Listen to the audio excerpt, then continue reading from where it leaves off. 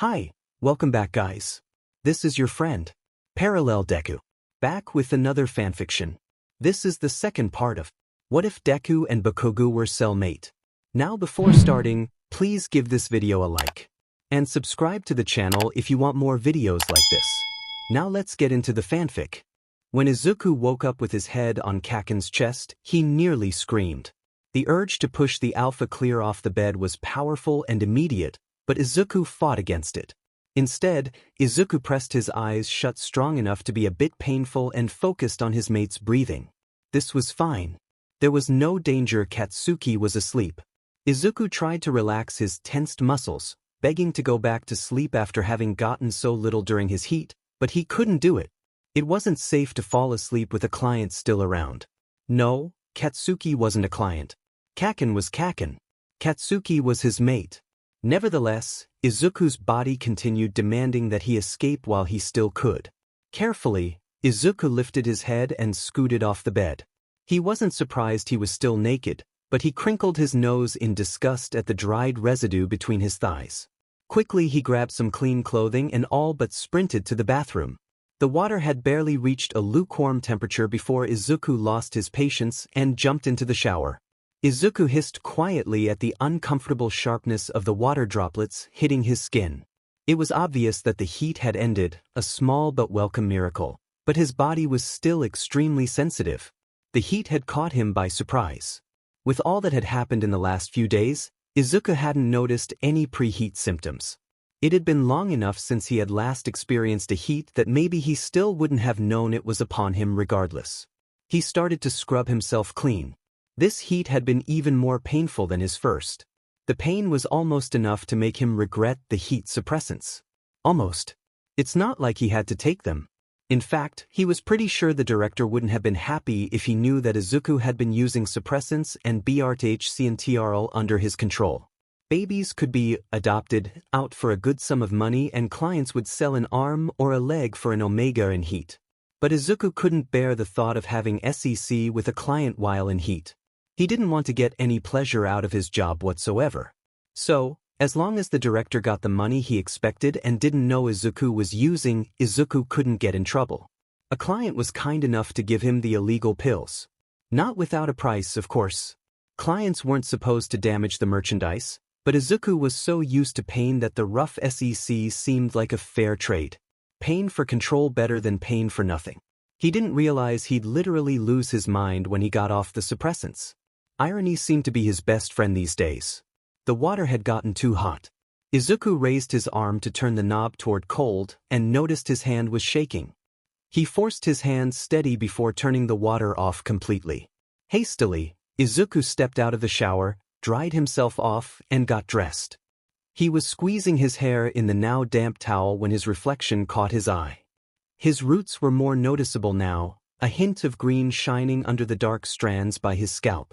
The rest of his brown strands looked so bland in comparison.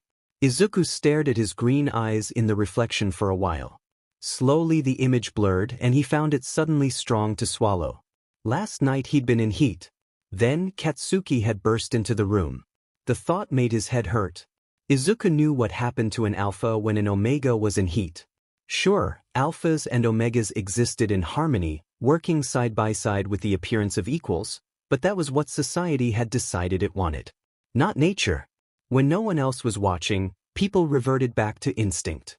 All it took was an omega who started their heat too early and an alpha walking down a dark alley to see the truth. Izuku had seen it more than a few times when he lived out on the street. He'd gotten beat within an inch of his life for stepping in when the heroes weren't around. Or experienced worse when they were.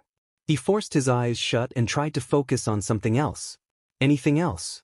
But when he closed his eyes, all he saw was the hungry look on Katsuki's face from the night before. Only Kacchan hadn't done anything. First he'd left. Then he'd returned and ordered him to answer a lot of strange questions. Like it mattered if Izuku wanted to have SEC or not. He was worse than a sitting duck during his heat, he was literally begging to be taken advantage of.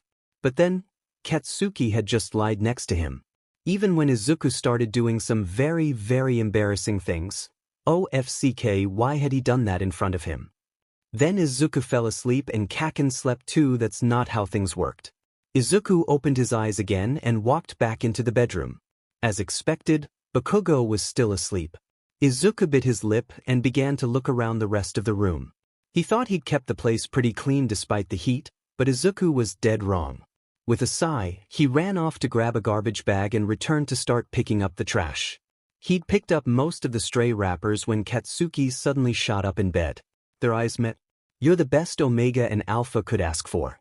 Izuku turned back to picking up trash as the heat rose to his face. "You're up?" he muttered, embarrassed that his mind went instantly to that. "What time is it?" Katsuki grumbled, his voice still heavy with sleep. "Just after 6 p.m.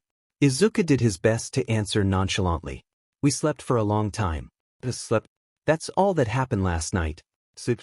You seem better." Izuku couldn't hold back his bitter chuckle. "By better you mean not out of my mind with lust and pain?" Izuku answered with a sarcastic question. "Yeah, I'm better now." "When the FCK did your heat start? How did I not know?" Izuku blinked, somewhat confused. Wasn't that the idea for Katsuki not to know? The Omega looked around the trash until he found one of the cans of pheromone blocker. He picked it up and tossed it to Kacchan, who caught it with ease. "I had assumed you wanted me to use it. It was in that bag of stuff you said was mine when I moved in." Katsuki didn't respond, so Izuku just kept cleaning, waiting for the Alpha to eventually get up and leave. Except he didn't. "Did I do something wrong?" Katsuki eventually asked somberly, catching Izuku off guard. "I didn't know what to do and you were in a ton of pain." The thoughts from earlier raced through Izuku's mind as if played on 2x speed. He wanted to say this, because this situation was all wrong. The minute Bakugou walked into the room last night, Izuku's fate was supposed to be decided. Izuku set the bag of garbage down and walked over to the bed to sit beside Katsuki. It was... Izuku struggled with the words, feeling the blush that must be visible on his cheeks as he thought about what he had done last night. The mates made eye contact briefly before Izuku turned his head away. "I wish you had never come in, but it helped." Saying that aloud made Izuku feel wrong. He didn't understand any of it. He didn't understand why it had felt so good to touch himself when there was an Alpha right there beside him. He didn't understand why Kacchan had said all those nice lies in his ears or why the words made his body tingle. He didn't understand why Katsuki had ignored his own instincts to FCK him and just watched. "How did you do it?" Izuku asked, once again squeezing his eyes shut as the thoughts overwhelmed him. "Do what I remember everything." He forced each word out. "All of it.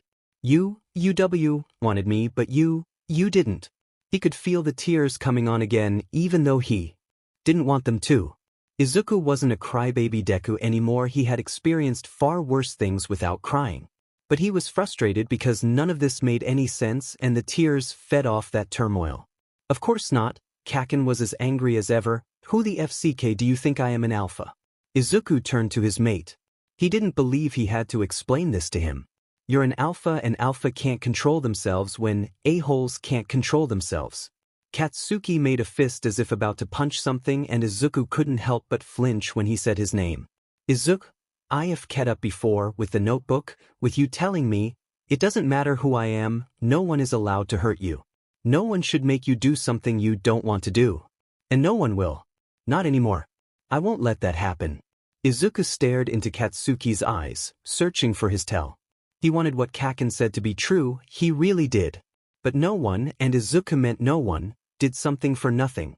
What was Bakugou gaining by being so kind to him? What good was it to protect him? "Don't make promises you can't keep." Izuku whispered, the words cutting his own tongue. "I'm not." Izuku didn't know why he did it, but the urge to embrace Kacchan overcame him. He leaned forward, pressing his lips gently on the other male's and pulled away effortlessly. The Alpha looked stupefied for a moment before he attempted to hide his face with his hand and turned away. Izuku still saw his blush. Was that Kacchan's first embrace? Would it be cheating if Izuku counted it as his? He chuckled at that thought. He had done a lot more than just embrace before, but, somehow, this one was different. Izuku felt warm, bubbly even. Was this how kisses were supposed to make you feel? He got up to start cleaning up what was left of his nest. It wasn't half bad considering how terrible this heat had been. Izuku had half a mind to keep it standing for the hell of it, But then Kacchan stood up to help, and so the two started folding the blankets together. The mission preparation meeting will be tomorrow morning, Katsuki said out of the blue. I guess I'll be attending that too, Izuku asked without hesitation, but his heart started to beat faster.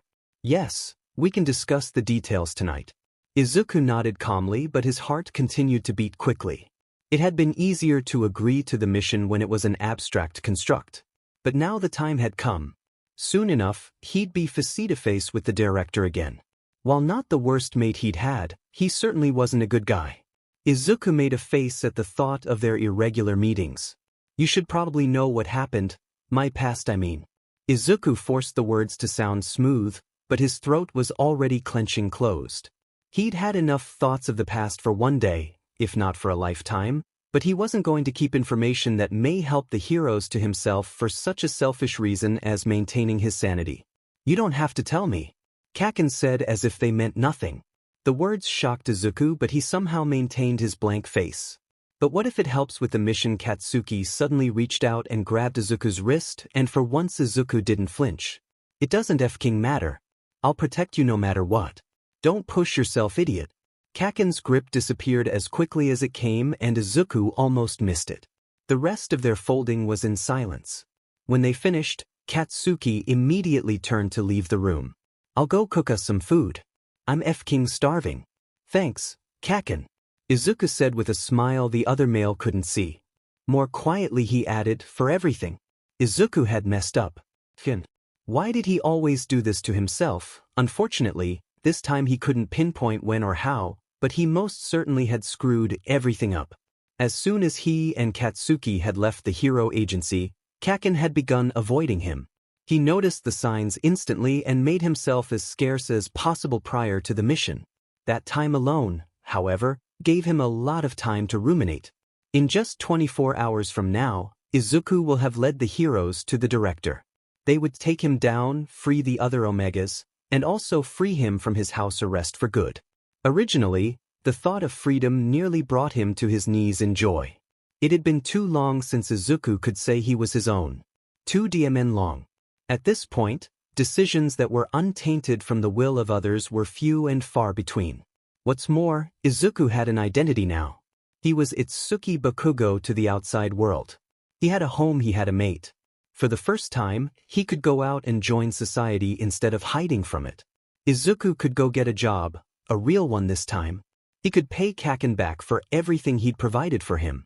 They could start over from scratch, maybe not as equals but at least without debt.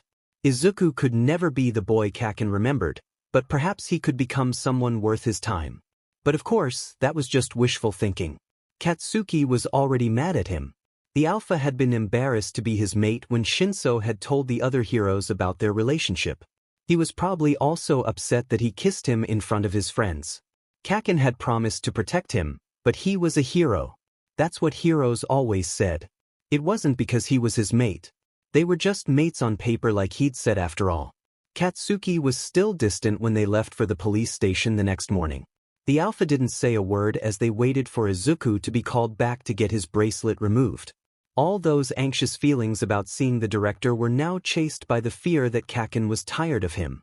Then Izuku stole a glance the other's way. Kacchan's body was tense, back straight, shoulders stiff, but his hands were shaking. For the first time, it occurred to Izuku that maybe the reason why Katsuki was being distant was because he was nervous about the mission. Nervous about Izuku's safety. Without hesitation, Izuku reached over to grab the top of his mate's hand with his own. I'm coming back, Kacchan. Izuku didn't have to fake the determination in his voice. He was going to come back with his earned freedom so that he could become a person that deserved Katsuki's attention. No matter what. All the bravado Izuku had felt in the police office had dissipated by the time he stepped into the director's office. He had never had, nor wanted, the honor of meeting with the villain in his headquarters. To the best of his knowledge, none of the Omega had. Usually Izuku met with the director in backrooms near the motels he was working out of, staying just long enough for bills to exchange hands and for his mark to be scented. Izuku had expected to wait like he always did for the director's arrival when the villain in a business suit had confirmed that his mark needed to be rescented. Instead, he was led to a high-rise in an up-and-coming neighborhood and Izuku was scared out of his mind. Not only did Izuku have no clue what was going on, but the change in scenery certainly made this mission more difficult. Who knows how many villains and civilians were in such a tall building, and discerning enemy from innocent would certainly be daunting for the heroes. Selfishly, Izuku couldn't also help but to worry what this setting meant for his extraction. How long would it take for the heroes to reach him? The director looked the same as ever, his figure still imposing despite leaning back against his desk. When it came down to look alone, Izuku could understand how he had mistaken Shinso for the director. But now in the latter's presence, the difference was night and day. Shinso didn't stifle the air with his overwhelming presence like the director did. "I've been waiting for your return." Izuku tensed at the director's voice but didn't respond. If his quirk worked the same as Shinso's, then Izuku couldn't be brainwashed if he never responded. "Where has my Omega been all this time? Answer me." Of course, he could still be ordered. Izuku felt the familiar tug of the command pulling at the words in his throat. It felt weaker than he remembered, likely due to how faded the villain's mark had become. Weak enough to fight it like he had with Katsuki. However, Izuku wasn't trying to raise any suspicion before the heroes got to him. It was best to just answer. "I was arrested." Izuku beat himself up internally at how nervous his voice sounded. He just had to wait for the heroes. He was fine. Only the director was getting closer now, so close in fact that the Alpha could touch him. "Oh, you answered that very quickly." The director sounded disappointed. Strange. The villain had made it very clear to all his underlings that orders were to be followed immediately. Whatever happened to my little Omega who fought off the orders of villains and heroes alike? Izuku's BLD turned to ice as the director ran a hand through Izuku's long hair. What he whispered aloud as sirens went off at full volume in his head. Something was wrong. Very wrong. Izuku had kept as low a profile as possible under the director. All Izuku had wanted was to disappear. He never spoke to anyone, dyed his hair regularly, and even tried to get rid of his freckles so that no one would recognize him. What did the director know of his past? "I liked you better when you fought back. You look so much better, bloody Izuku." The hand in Izuku's hair tightened instantly, yanking his head to the side as another hand grabbed at the front of his shirt, pulling the fabric down to reveal more of his shoulder. The director bit down hard on the now exposed flesh, well before Izuku could even move. The Omega screamed in pain as he felt teeth pierce his soft skin and at the telltale signs of a claim running through his veins. If any doubt had remained, Izuku knew for sure now. This wasn't the director.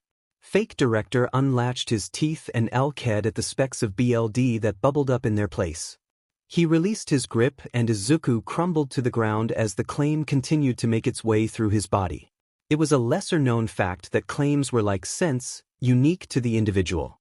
Most people only got 1 or 2 marks in their lives, so it wasn't that big of a deal. Izuku, however, had experienced enough of them to know how different they could feel. The way this claim dissected his body like a scalpel tracing his vessels was all too familiar. "Hi." Miko. Izuku choked out through the pain. Toga, still in the director's form, raised both her hands to the sides of her mouth and smiled wide. It looked so unnatural on the director's face. "You remembered me. Why did I ever doubt, my darling? You were always so smart." Slowly, the director's face began to drip, his face and features becoming a running mess of gray slime. The figure squatted down to Izuku's level and a much smaller arm than before gave him a small push. He fell backwards, still in too much pain to keep himself propped up against the force. Izuku shut his eyes briefly in agony, and when he opened them, Toga's amber irises were level with his. "I've missed you so much." Himiko's now naked body was DD over his own. Izuku begged his uncooperative body to push her off, but he was frozen in place. Her fingers walked their way up his arm all the way to his cheek where they traced the scar she'd given him. "Oh, what did you do to your freckles? I love them so much. They used to look like tiny little scars." The villain pouted before smiling sinisterly. "I guess we could always give you some fake ones." "Wah, what are you doing here?" Izuku hissed as the pain began to dull, but his heart continued to P&D. "Izuku, I know it's been a while, but I promise I didn't stop looking for you.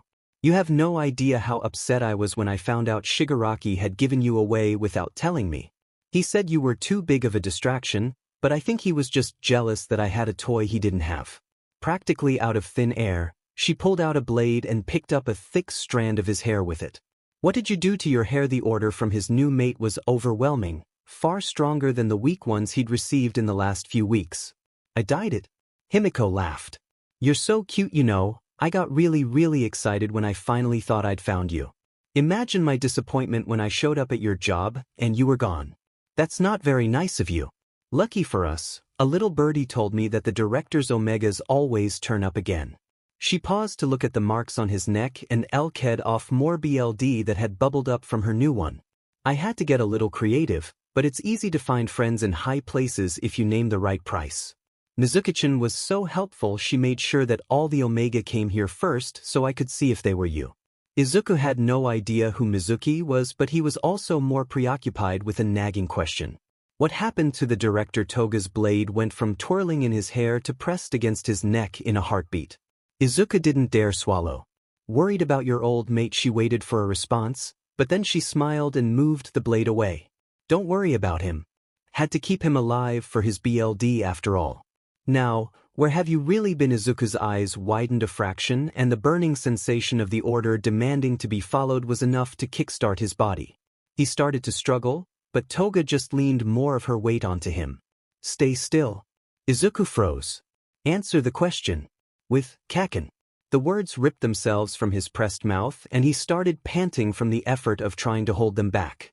Kacchan. Himiko's head tilted to the side with confusion. Who's that? My mate? Izuku closed his eyes, prepared for the pain to come. Instead, all he heard was laughter. Another mate, but like a real one in the eyes of the law, and everything that doesn't sound like you at all. Toga lowered her head even closer. Their lips were only inches apart. Isn't that why I found you out fighting Alpha on the street in the first place? You ran away from your first mate. You said it best yourself. Us Alpha can't be trusted. Her lips crashed against his with too much pressure. Izuku, still stuck frozen by the earlier order, struggled to breathe as the villain opened his lips to stick her tongue down his throat. His vision was blurry with tears when she bit his lip, splitting it open. Toga pulled away, her top lip speckled red from his BLD. She sat atop of him, her legs pinning down his still arms on either side of his chest, and laughed. Does this mean we can be a real couple this time? Oh, we could have a wedding. An explosion interrupted that horrific thought. Himiko didn't flinch as she stared at something behind Izuku's head. It took all his effort, but the Omega was able to turn his head just enough to look outside. The hallway was hidden by smoke. At least, Izuku thought it was. But smoke from the explosion wouldn't hang in the air the way the fog outside seemed to do. Kacchan wasn't supposed to come. He was supposed to be safe in the van. Where are you? Izuku, is this him? Toga asked, her voice laced with excitement. Does this Kacchan? He answered with a sob. Toga smiled wickedly and stood up. Slowly she morphed into an identical clone of Izuku. Goody, she said in his voice. I can't wait to meet my mate. The villain tossed her knife from one hand to the other and made a quick, but deep cut across her upper arm. Ouchie, she pouted, gripping the wound after she'd stored the knife in the waistband of her pants behind her back. Himiko looked down at where Izuku still lay frozen on the ground. Sit tight and be quiet, my love, I'll be right back. Her expression changed to the perfect imitation of Izuku's own pained face. She stumbled her way to the door, and once it had shut behind her, Izuku heard his voice call. Kacchan, no. He couldn't let this happen. Katsuki didn't know. He didn't know it wasn't him. He was in danger. Izuku grit his teeth and fought against the order. His body felt like it was being smashed under the weight of the command, and the words in his throat beat against an impenetrable wall as they attempted to escape. Izuku had fought a lot of orders, but he'd never managed to fight one from someone with a claim on him. The difference in strength was insurmountable, and the pain from just trying was nearly as bad as his last heat. But none of that mattered right now.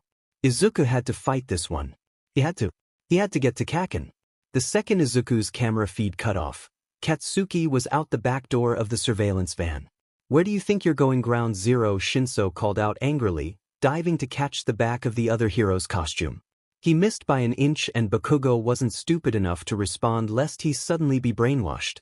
A small herd of people were making their way out of the building Katsuki ran toward.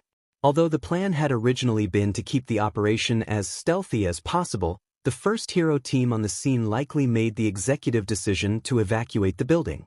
Unfortunately, that just made the civilians more curious, and Katsuki had to push past several gawkers who stood just in front of the doors. Fighting against the crowd was difficult, but not impossible. Until the first tremor shook the high-rise. The controlled disarray turned into chaos instantly. People began to push forward with force, and Katsuki paused, wondering if it would be better to bypass the crowd entirely by propelling himself to one of the higher floors with his quirk. Then Ground Zero heard screaming. With renewed vigor, Bakugou maneuvered his way through the crowd until he finally made it into the building. The first tremor hadn't caused a lot of damage, but the glass windows of the restaurant and gym had shattered.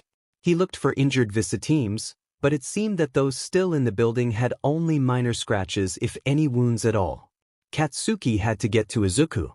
He had to make sure his mate was okay, but one look at the frantic faces of the remaining civilians told him to stay. Ground Zero swore under his breath. "This way!" He screamed while giving off a small explosion. It caught people's attention instantly. Quickly, those remaining immediately made their way to him, happy to finally have some direction amongst the panic. In another minute or two, there would be no one left in the lobby and he could get to Izuku. Suddenly another tremor shook the building and Katsuki heard the cracking before he saw it. His eyes darted to the ceiling and saw the fissure forming about 15 feet away. Bakugou looked down and his eyes widened a fraction at the sight of a teenage boy frantically looking for something on the ground directly below the crack. His feet moved on their own. The ceiling crumbled, falling in large chunks with devastating speed. With half the distance closed between him and the teen, Ground Zero sent out several explosions toward the largest slabs of concrete, breaking them up into smaller pieces but not destroying them completely. He flung himself forward, tackling the boy and covering his body with his own. The pieces rained down, much smaller than before, but still enough to make Katsuki gasp in pain when a couple of the larger pieces hit his shoulder and back. When he didn't hear any more falling, Bakugou pushed himself up and looked down at the teen beneath him who stared at the ground in a daze. My glasses. I can't see without. Forget your glasses, Ground Zero barked. Are you hurt? The teenager only turned to look past Bakugou as if the question didn't register, but Katsuki noticed the boy's brown hair getting darker just above his right ear. Probably Bakugou forced his aching body to his feet, ignoring the stab of pain that shot through his back when he did. Without hesitation, he leaned over and began to prop the boy up on his good shoulder. Ground Zero. Katsuki looked up in time to see Uravity floating herself down to his floor through the hole in the ceiling. You aren't supposed to be here where the FCK are the other heroes. There are civilians down here. We thought we had the fighting contained. The villains are 10 floors up. But then some bad guy with a shockwave-type quirk showed up and I came down to check on the people down here as soon as I could. Bakugou moved to hand the teenager to his fellow hero, but instead she raised her arms to her sides as if to block him in. Take him outside Ground Zero and stay there. You know you aren't allowed here. Katsuki growled. FCK that I need save Izuku. He's in danger. Uraraka blinked in confusion but her face was still obstinate. Izuku, you mean Itsuki Bakugou. The extraction team should already have him out of here. There is no extraction team, Katsuki yelled in annoyance. They've been compromised. Don't stand in my F-King way. Round face Uraraka stared at him for a second, indecision pulling at her features. Finally, she stuck her arms forward to take the boy in Ground Zero's arms. The minute the teen exchanged hands, she used her quirk and made him much lighter. Be careful, Bakugou, make sure he's safe. Katsuki didn't waste time responding to her. Immediately he ran further into the lobby, looking from side to side for the stairwell. As soon as he found it, he burst through the door. Using his explosions to propel him forward, he took the stairs 2 flights at a time. The door to the 10th through 15th floors were completely destroyed, likely from the fighting happening between the heroes and villains throughout these levels, but Katsuki still didn't hesitate. Only when he reached the number 23 did he finally stop. The hallway on the other side of the door from the stairwell looked just like the one from Deku's camera. Remembering the fortification in the door, Katsuki skipped it altogether and used a full-scale explosion to blast through the wall next to it. Katsuki couldn't see a thing as he stepped through the hole he'd created. A thick fog smothered him instantly.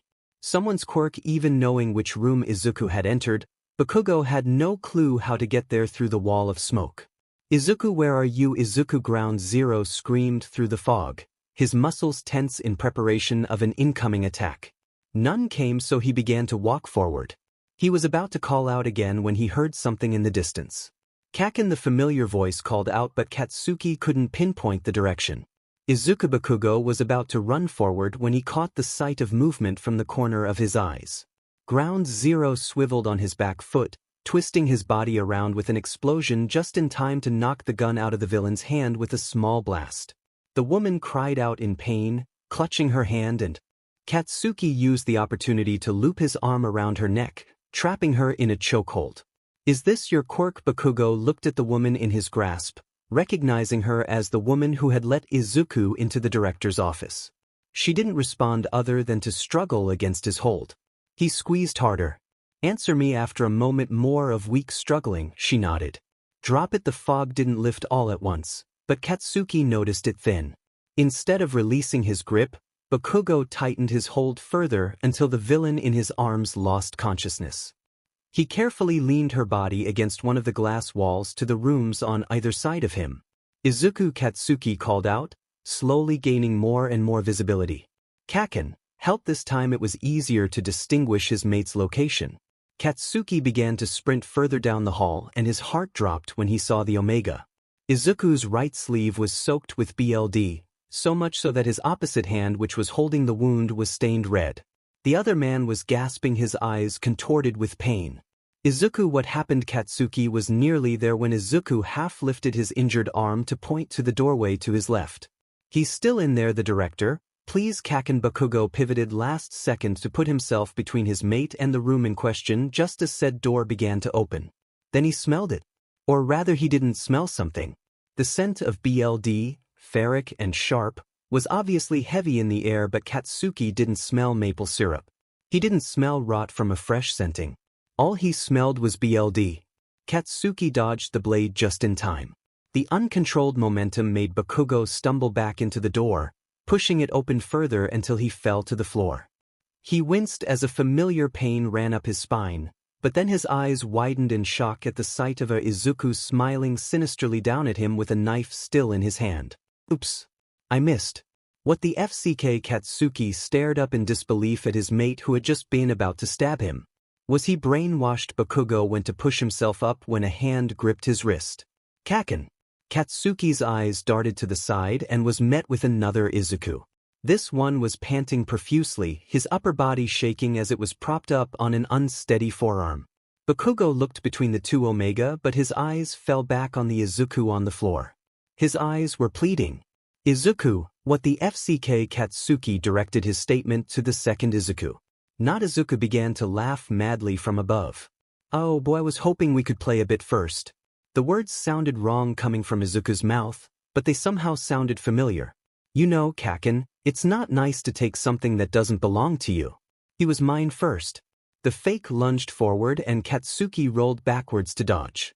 He balanced himself on his feet and stood up just in time to barely avoid another slash. The imposter was skilled with a blade. "Body stealing. You're that League of Villains chick," Katsuki growled. "Fake Izuku, FCK, what was her name?" laughed. "Long time no see," the girl said cheerily, still speaking in Izuku's voice. "Now that our reunion is over, I can kill you immediately." She was on him again. Katsuki was shocked by her speed, barely having time to add haphazard explosions between his dodges. To make matters worse, Katsuki constantly had to keep an eye on the real Izuku, who seemed to be under immense pain from his position on the floor. Bakugou couldn't see any wounds, but that didn't mean much. Katsuki was too distracted. The blade changed direction mid-air and he could see the glint of the metal in the villain's eyes as it was about to connect with his chest.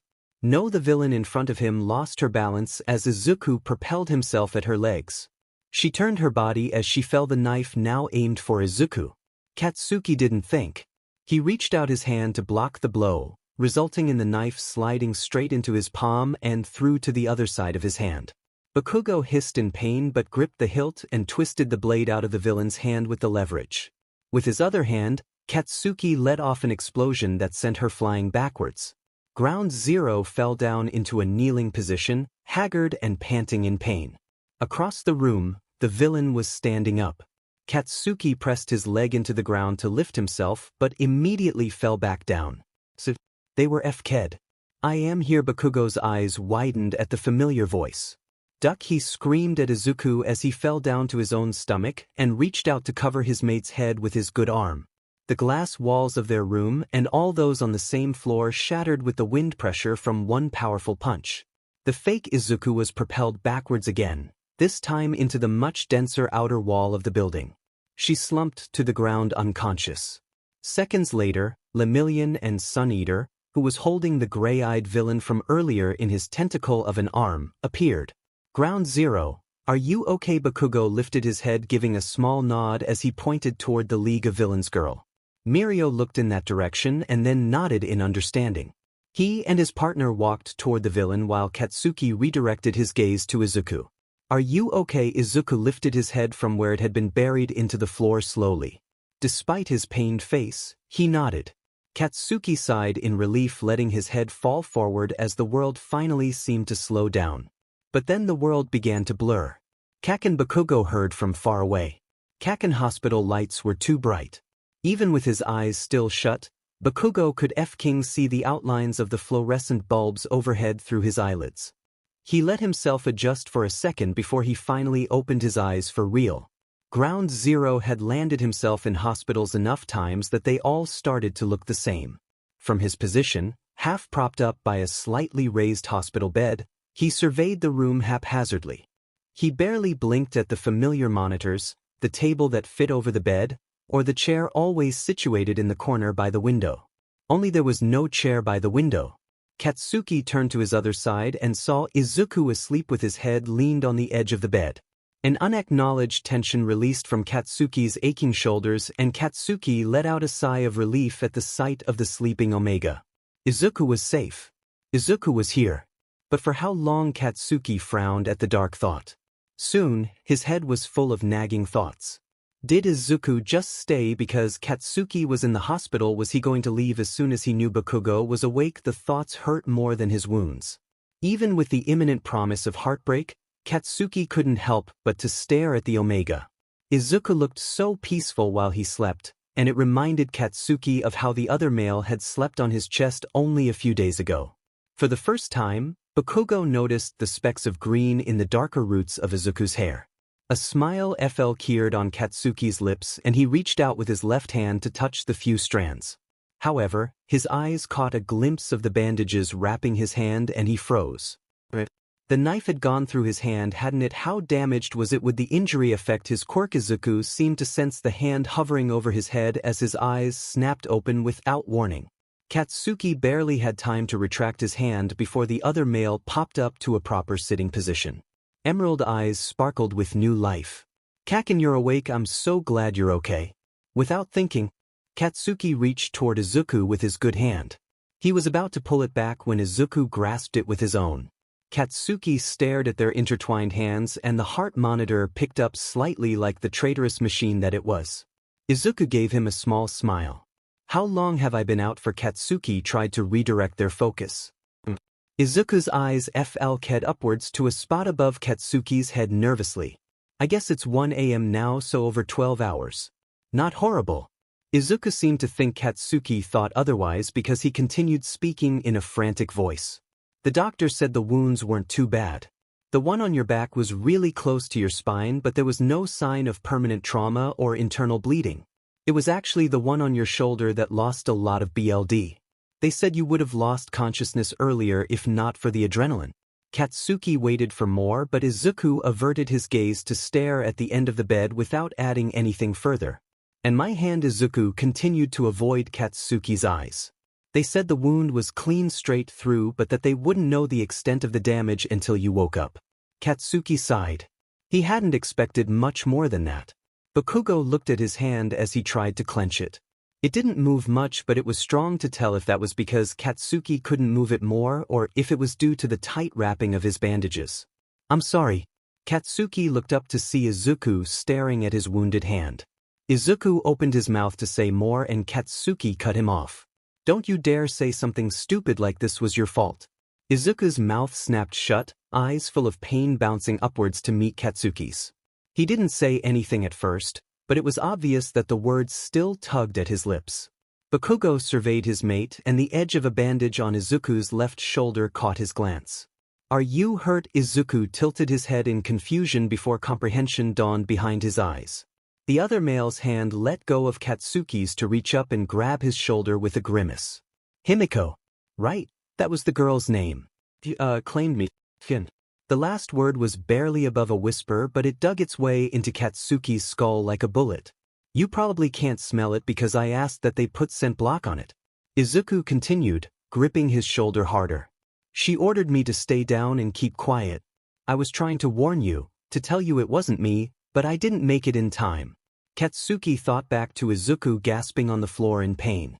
You were fighting her order. Izuku nodded, finally letting go of his shoulder to rub his hands together nervously instead. Trying to at least. It's a lot harder to fight an order with a mark. Impossible as far as Katsuki knew. It was one of the reasons why agreeing to be claimed required so much trust. He couldn't imagine the force of will it would have required for Izuku to say and move as much as he had. The Omega had basically tackled that beach. The order probably hadn't released until the other heroes made it impossible for Izuku to follow it any longer. The room fell quiet for a second. Izuku looked uncomfortable and restless in his seat. Katsuki could guess why. The other male probably wanted to leave now that Katsuki was awake. Bakugou frowned at the thought of being an obligation. Is your house arrest done? Izuku's head bobbed up and down. Yes, while you were out Shinso let me fill out the remaining paperwork. The Omega brightened a bit. Overall the mission went well. There were some hospitalizations, but nothing considered major. They arrested a lot of villains. Izuku looked uncomfortable again. The director and Toga included. Katsuki nodded without any satisfaction. He would have been angry with any other result. The mission had been a bad idea since the start. Only this happy ending kind of sit could stop Bakugou from biting someone's head off. Katsuki tilted his head to stare at his damaged hand once again. That means you're free to leave then. There was another Jin and T pause. Leave. Izuku's voice was quiet but heavy with confusion. You don't have to stay with me anymore. You're free to go do whatever the FCK you want. The silence was suffocating. It took everything Katsuki had to say those words, to acknowledge that he knew Izuku was going to leave him. Now all he had to do was wait for Izuku's goodbye. Do you want me to leave? Izuku was still whispering, but his voice had taken on a strong edge.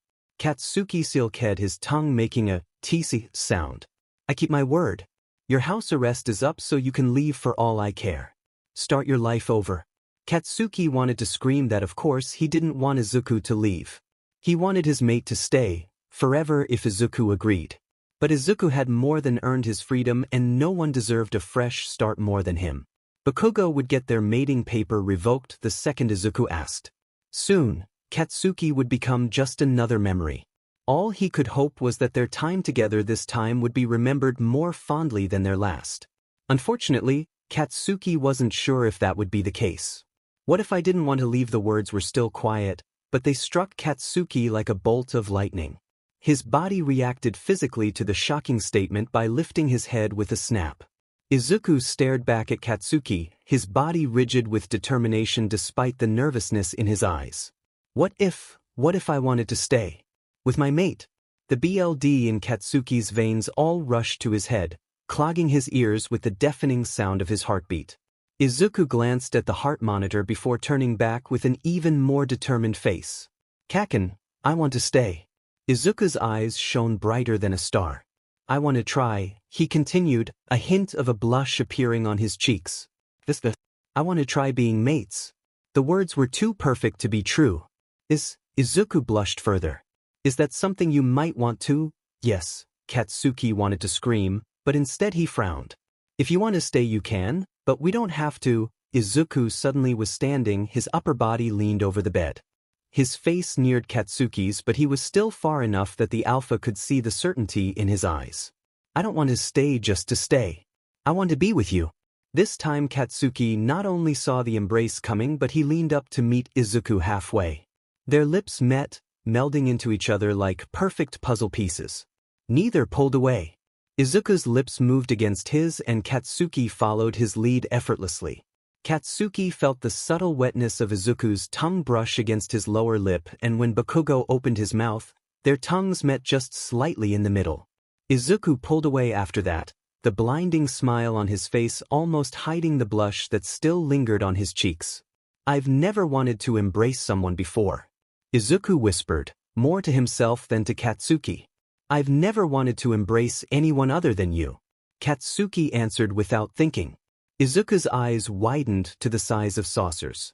He pulled away further, sliding back to sit in his chair as both he and Katsuki turned extremely red. Neither said anything as Katsuki swore at himself internally for saying too much. "Kacchan," Izuku finally broke the silence. "If I'm going to stay, I need to ask you for something." "Yeah," Katsuki asked with a raised eyebrow. "Will you claim me?" Everything stopped. What the FCK, any hint of embarrassment or a blush was gone from Izuku's face. Instead, his face was marked by determination similar to when he'd said he wanted to stay. "I don't want to keep this mark. I want to choose who claims me, and I choose you, Kacchan." Bakugou didn't know how to take that statement. On the one hand, Katsuki was intoxicated by the idea that Izuku chose him. No one else. Izuku wanted him. But Izuku had also just survived a vicious attack. He wanted the other claim removed because it had been forced on him. "Izuku, I don't think, please, Kacchan." Izuku's eyes were as pleading as his voice. "I need to know this will be different from the start. Let me make this choice." Katsuki didn't know how to argue that. Izuku deserved to make such an important decision about his own body.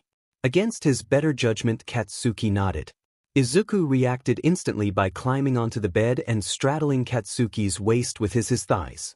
The Omega didn't put any of his weight on the Alpha's body, but Katsuki couldn't help but be aroused by the position nonetheless. Izuku flipped his hair to the left, revealing the unmarred skin of his right shoulder. "Wouldn't you rather me cover up one of the old ones?" Katsuki asked, careful to keep his voice steady. Izuku didn't need any more scars, and the idea of marking him so visibly again didn't sit right with Katsuki. The Omega shook his head. "You said so yourself. I should start over." Izuku stared into Katsuki's eyes, and there was something Katsuki couldn't place that bleed through the look of determination. "I want to know which is yours." Izuku bowed forward and kissed Katsuki again with just a hint of tongue before pulling back. He tilted his head back so that his right shoulder was more visible. Katsuki leaned forward to place his face in the crook of the male's neck. The Alpha kissed the skin softly before opening his mouth and biting down. The Omega gasped, his hands coming up to grip Bakugou's upper arms. Katsuki immediately pulled away, but Izuku looked more confused than in pain. "What's wrong?" Katsuki whispered, unable to bury the hint of worry despite his low voice. "It doesn't hurt." Izuku's face was suddenly lightened with wonder. "Feels warm, like drinking cocoa, but in my veins. Is that how it's supposed to feel?" Katsuki muttered, baffled by that statement.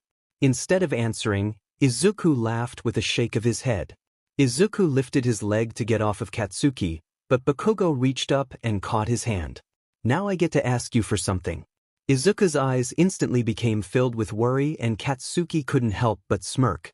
"Sleep next to me." The worry disappeared immediately but was replaced by hesitation. Slowly, Izuku nodded and turned his body to stay on the small hospital bed. Katsuki scooted to one side as much as possible, but it was still a tight fit. Nevertheless, they made it work. "Good night, Kacchan." "Good night, Izuku." When Katsuki woke up again, he wasn't alone. This time, Katsuki opened his eyes to see Izuku tucked into his side just as he had been when they fell asleep. Izuku's warm breath tickled the bare skin of Katsuki's neck as the Omega continued to sleep with a relaxed expression on his face.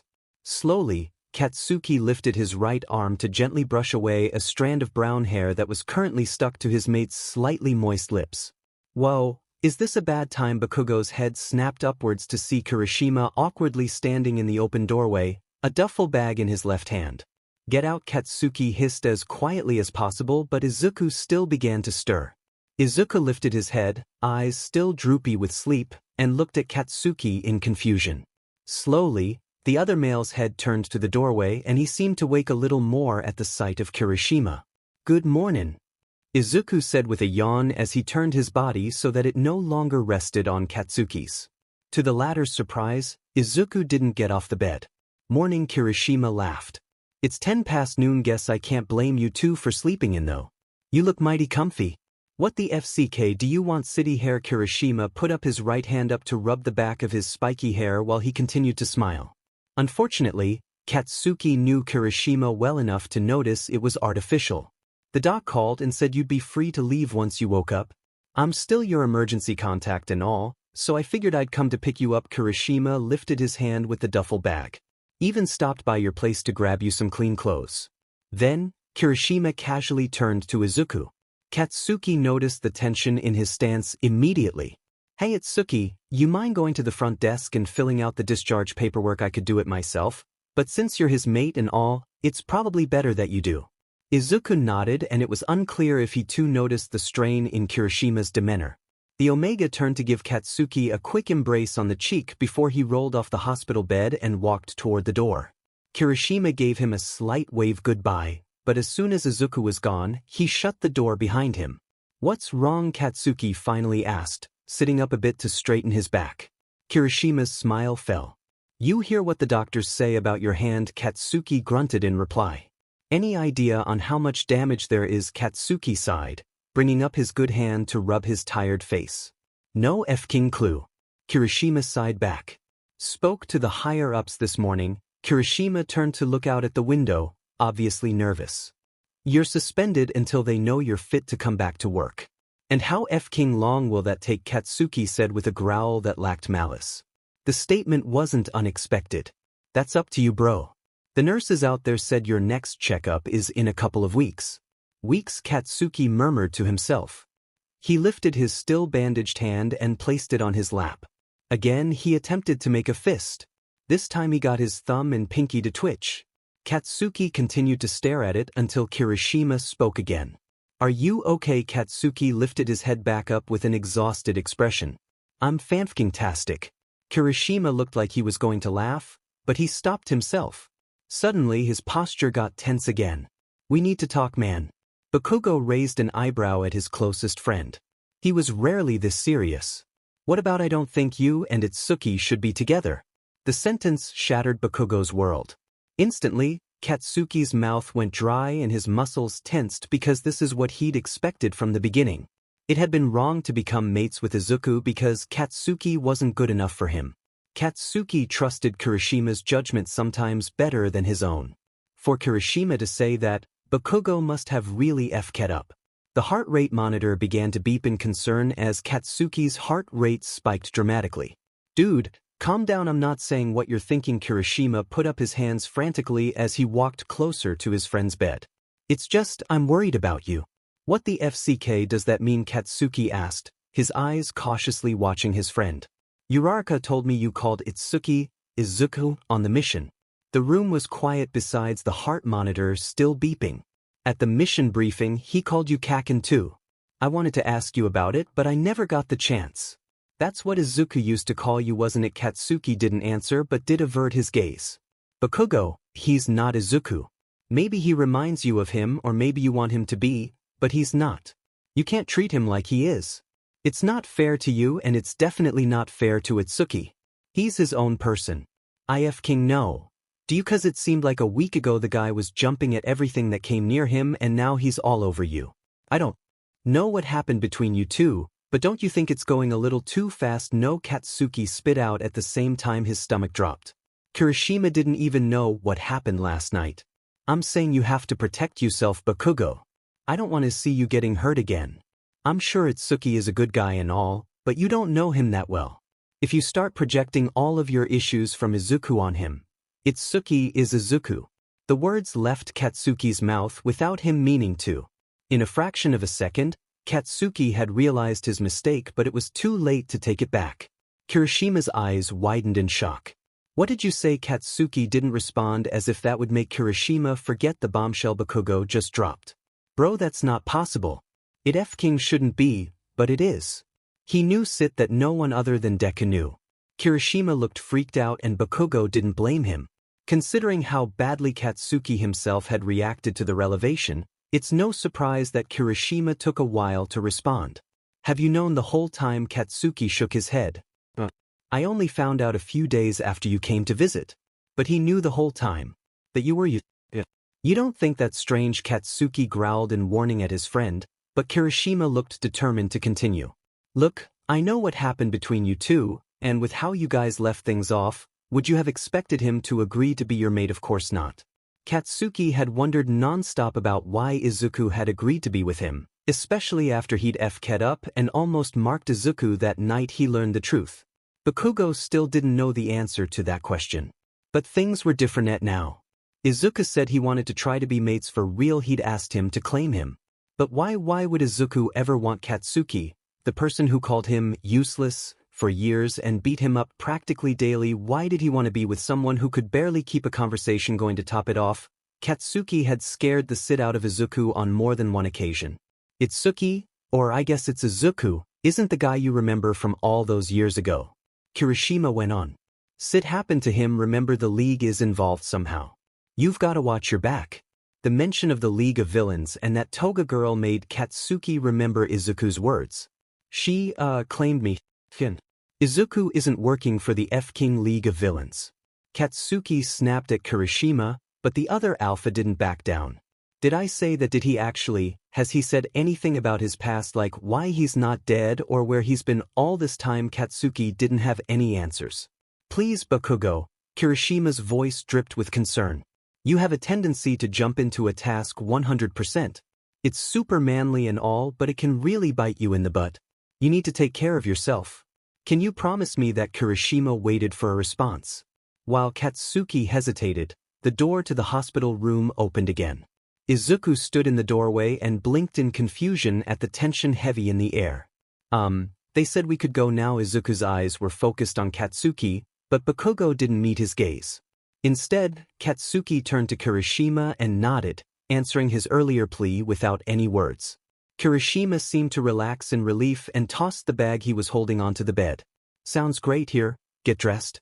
I'll meet you two down in the lobby. Kirishima gave Izuku a smile again, but based on the look in Izuku's eyes, even the Omega knew it was fake. Izuku waited until Kirishima left the room to address Katsuki. Is everything okay again? Katsuki nodded, but he still couldn't meet Izuku's eyes directly. Okay, Kacchan. I'll get a nurse to come take out the 4. When Izuku left, Katsuki was left with sinister thoughts. The first couple of days back were as awkward as when Izuku first arrived in Katsuki's home. As always, Izuku picked up on Katsuki's uneasiness immediately. The distance the Omega put between them was predictable, but far more irritating now than it had ever been before. Yet, unlike during the previous divides that formed between the two, Izuku didn't disappear. Instead, he became an ever-present presence. The Omega tried and tried again to bridge the invisible chasm between them, but Katsuki automatically put up a wall with each advance. Whether it was to move out of arm's reach or to prematurely end their conversation, Bakugou gave little warning and even less explanation for his actions. Kirishima's words had brought up a lot of fears that Katsuki had forgotten about when he agreed to claim Izuku. In the heat of the moment, Katsuki thought that things had changed between him and Izuku. The unfortunate reality was that he and Izuku were still practically strangers. Strangers who went through some intense experiences together, but strangers nonetheless. All Katsuki could think about now was, why did Izuku agree to be his mate? Why did he embrace him? Why did he want to be mates for real now? After everything that's happened, as many times as Katsuki shut down Izuku's attempts to get closer to him, physically or emotionally, Izuku continued to try. Whether it was putting his hand halfway across the table at dinner or sitting right beside Katsuki when the alpha was watching television or reading, Izuku continued to make himself available while still respecting Katsuki's space. But Bakugou had steadily gotten better at reading the Omega, and he could tell Izuku was getting more and more unsettled as the days went by. If something didn't change, one of them would finally break. On the third evening after Katsuki had gotten back from the hospital, it seemed like Izuku had been the one to snap. Katsuki was sitting on the couch half-heartedly reading a book he'd already read when Izuku walked in and sat next to him. Casually, Bakugou glanced at the Omega, only to immediately do a double take. What the FCK did you do to your hair? Izuku's long brown hair had been chopped off. The messy, irregular lengths of hair curled in all directions and bounced as the Omega turned to look at Katsuki.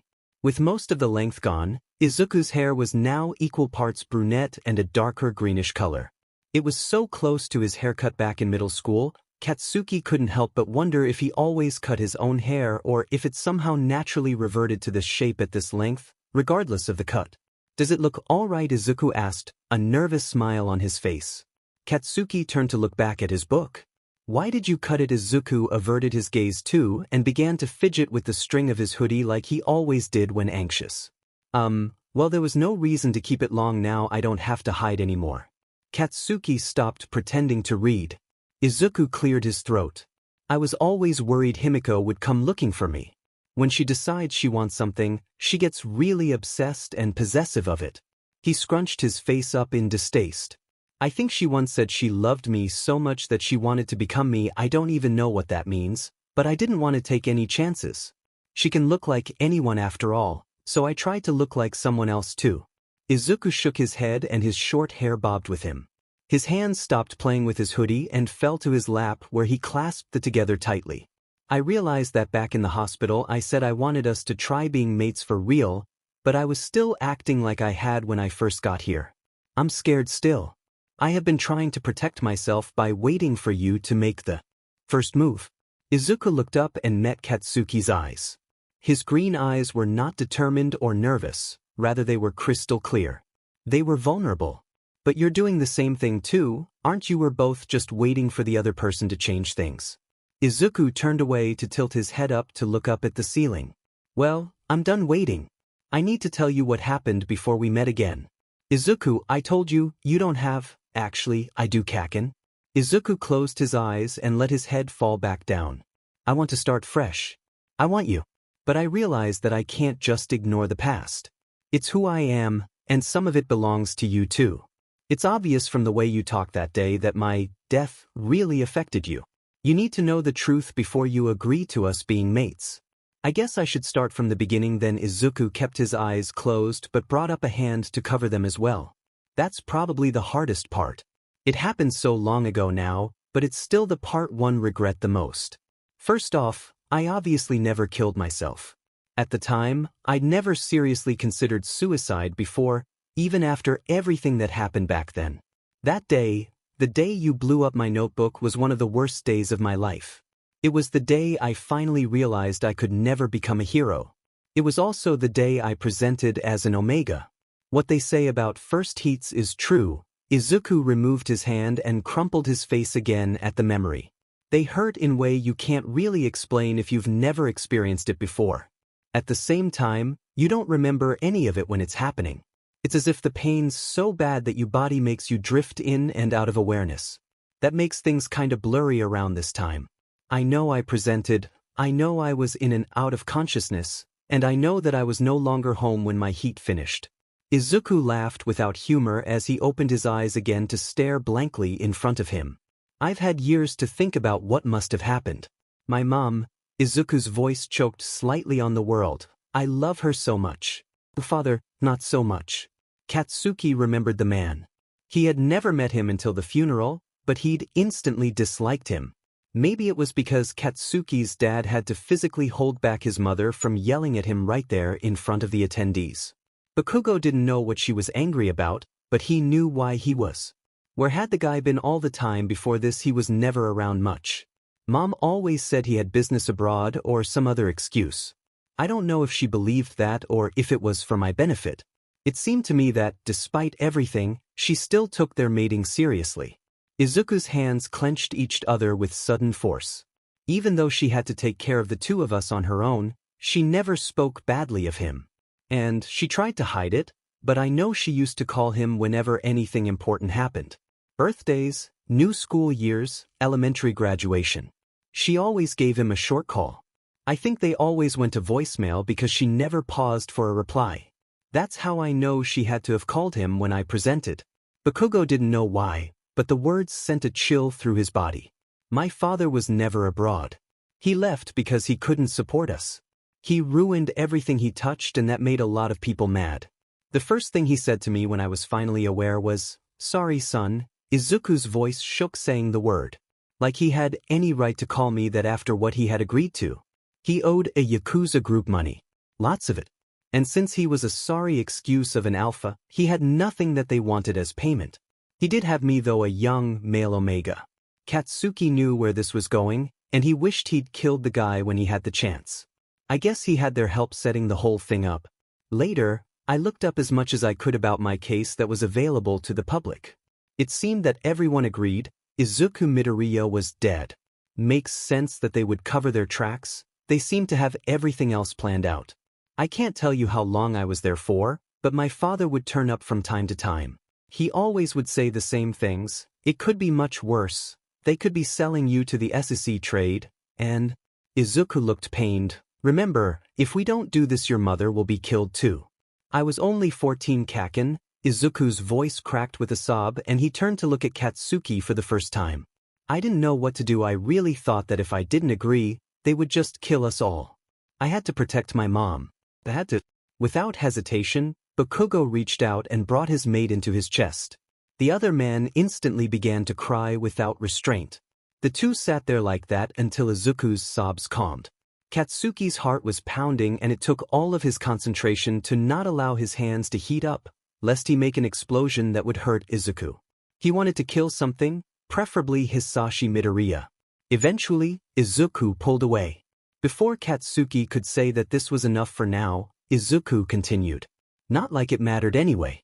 The Omega muttered bitterly. Katsuki's world stopped.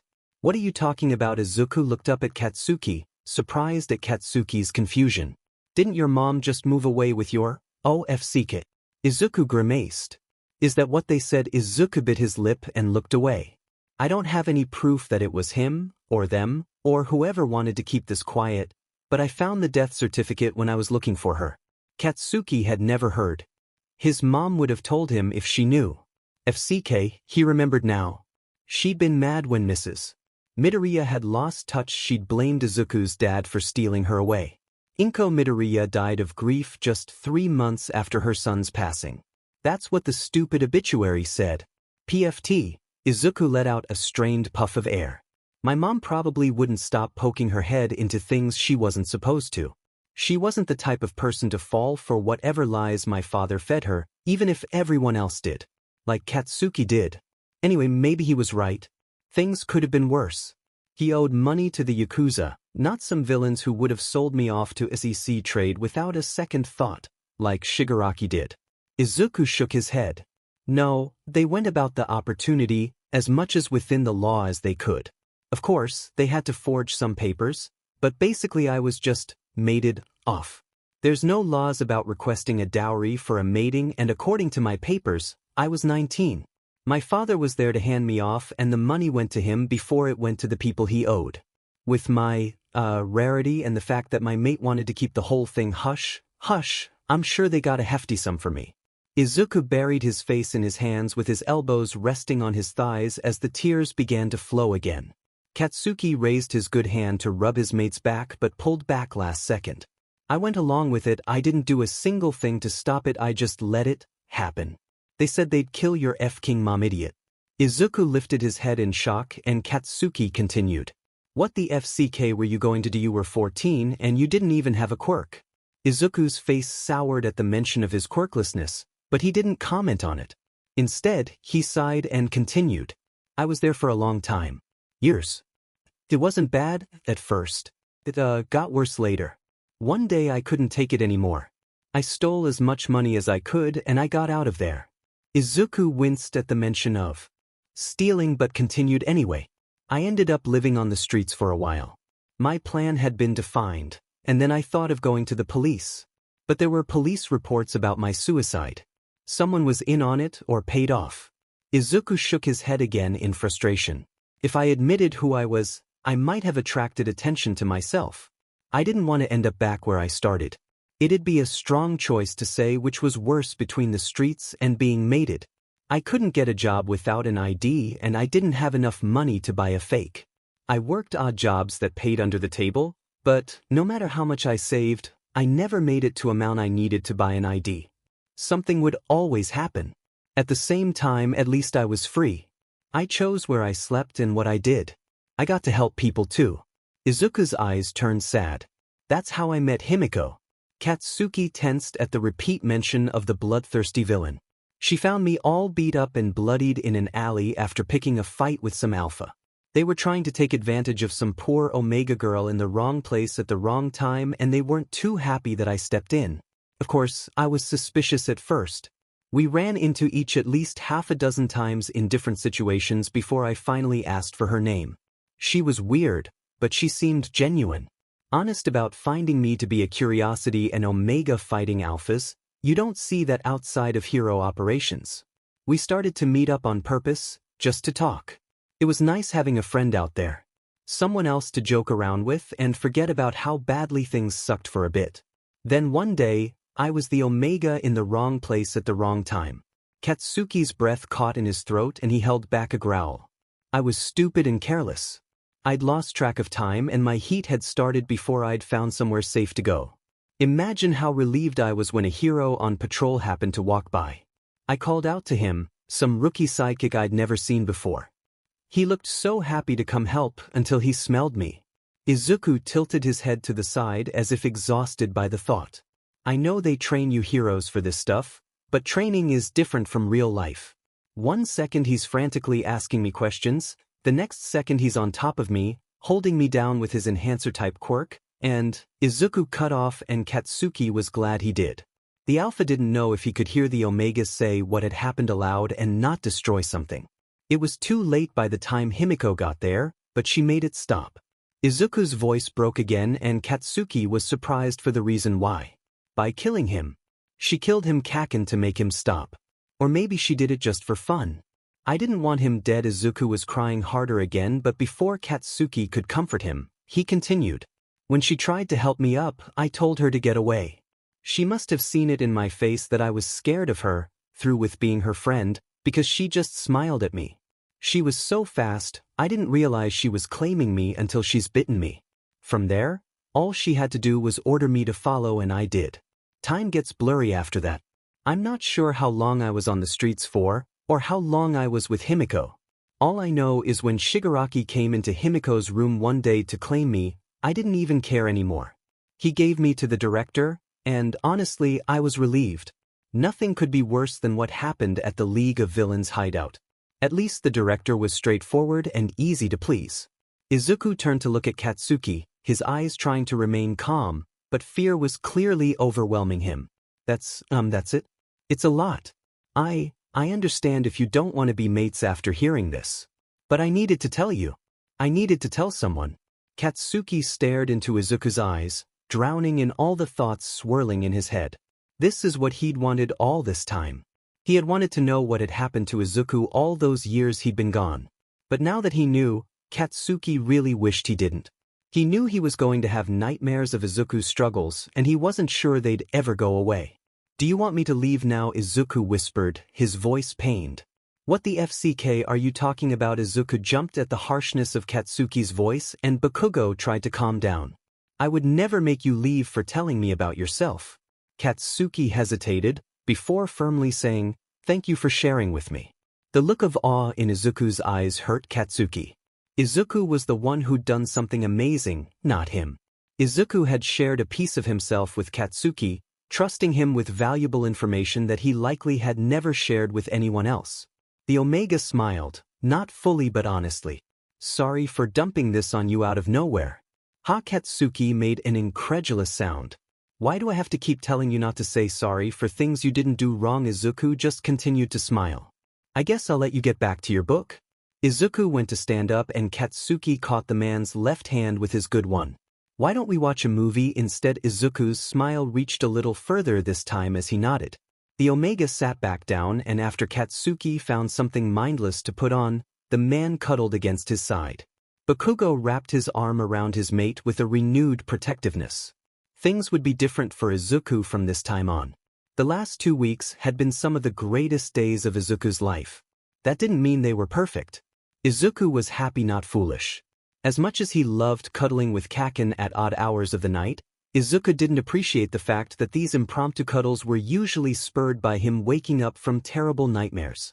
The horrific dreams, or more accurate, memories, had started the night he'd told Katsuki about his past. Guess he'd been right to keep the memories buried as long as he did. At first, Izuku would wake up alone in his bed before sneaking over to Kacchan's room to spend the night next to him.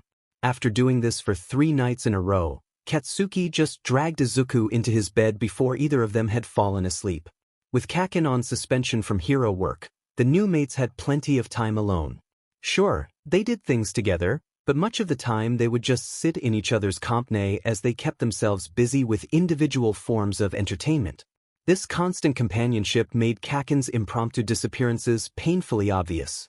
One second Katsuki would be sitting on the couch behind Izuku as he wrote in his journal, and then suddenly Izuku would realize the alpha was no longer in the house. Sometimes the mystery solved itself, like when Katsuki showed up with groceries an hour or so later, but often Izuku had no idea where he disappeared to even after he'd returned. Izuku also never asked. Even with these little flaws, Izuku was truly happy. For the first time in years, Izuku could be himself.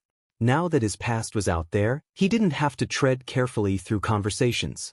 Now that they were mates for real, Izuku didn't have to worry about Kacchan wanting him to leave. Most importantly, after the whole heat fiasco, Izuku felt safe with Katsuki. Maybe too safe. Izuku had never had a healthy relationship with Section.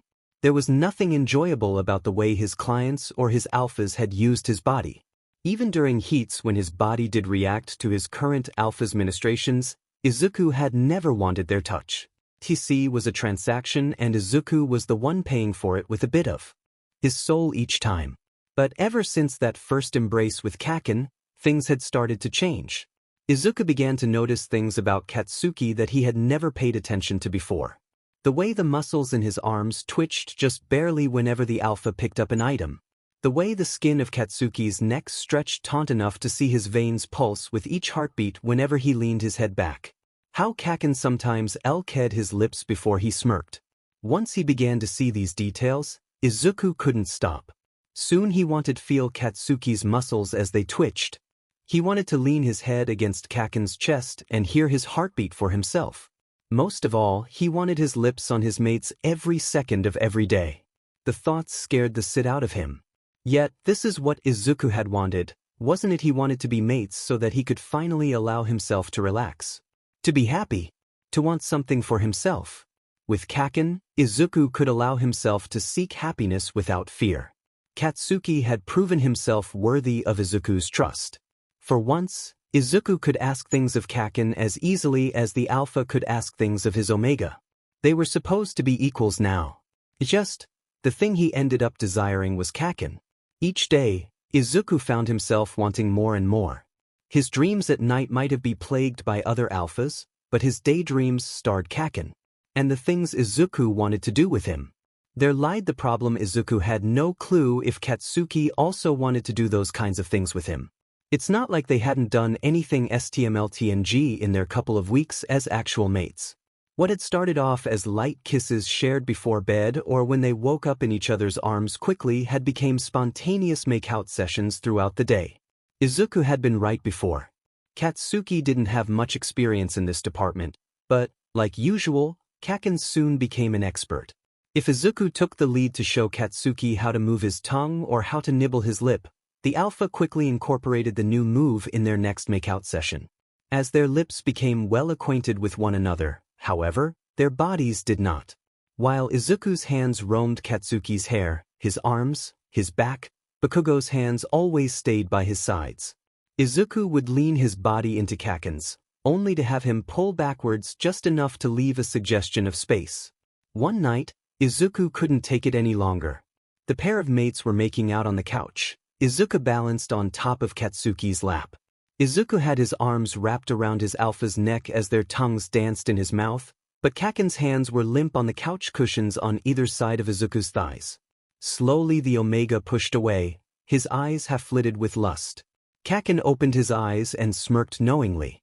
The other male was about to lean forward to claim his mate's lips again when Izuku unwrapped his arms from Katsuki's neck and gripped the latter's wrists. "You can touch me, you know," Izuku whispered, bringing Katsuki's hands to his waist. Before they ever made contact, Katsuki pulled his arms from Izuku's grip. "It's fine," Katsuki said firmly, before smirking anew. Again, he leaned upwards trying to catch Izuku's lips, but the Omega pulled back. "Do you not want to? I didn't f***ing say, I'm not fragile." Izuku could hear his frustration leaking through, but he couldn't help himself. "I'm not going to break if you touch me." "It's not. Then what is it? Why won't you touch me? Do I disgust you that much?" What the FCK? Katsuki pulled backwards himself, his face a mix of shock and anger. "What the hell are you talking about? I don't know what else to think." Izuku could feel the frustration turning into tears. "I'm telling you it's okay, I'm saying I want this. So then it must be that you don't. Why is it because of my past? Am I too used for you? I'm clean if that's what you want to know." Katsuki sighed exasperatedly and rubbed his face with his right hand. What the hell brought this on? Izuku's shoulders tensed then slumped in defeat. I don't know. I'm sorry." Why did Izuku say that if Kacchan didn't want to go any further, that was fine with him? But, for some reason, the way Katsuki had pulled away had sent warning signals blaring through Izuku's head. The violent reaction didn't convey that they were going too fast. It told Izuku that he was the problem. And just like that, self-doubt bubbled heavy and thick as mud under his skin. "It's getting late." Katsuki pushed his body upwards, forcing Izuku to roll off of him. "I have that stupid doctor's appointment in the morning." Izuku brought his feet up onto the couch and his knees into his chest. "Can I come with?" Katsuki paused, his whole body freezing mid-step. Izuku quickly kept talking. "I don't have to. I could always just stay in the waiting room. Or if that's still too, it's fine, you can come." With that, Katsuki left the room and Izuku gave him plenty of time to get into bed before he joined him. The tension didn't die down the next day as Izuku had hoped it would. In fact, it seemed to get way worse. Katsuki was already out of bed by the time Izuku woke up. While breakfast was set on the table, Kacchan was nowhere to be seen. Luckily, the Alpha did reappear just as they were supposed to leave.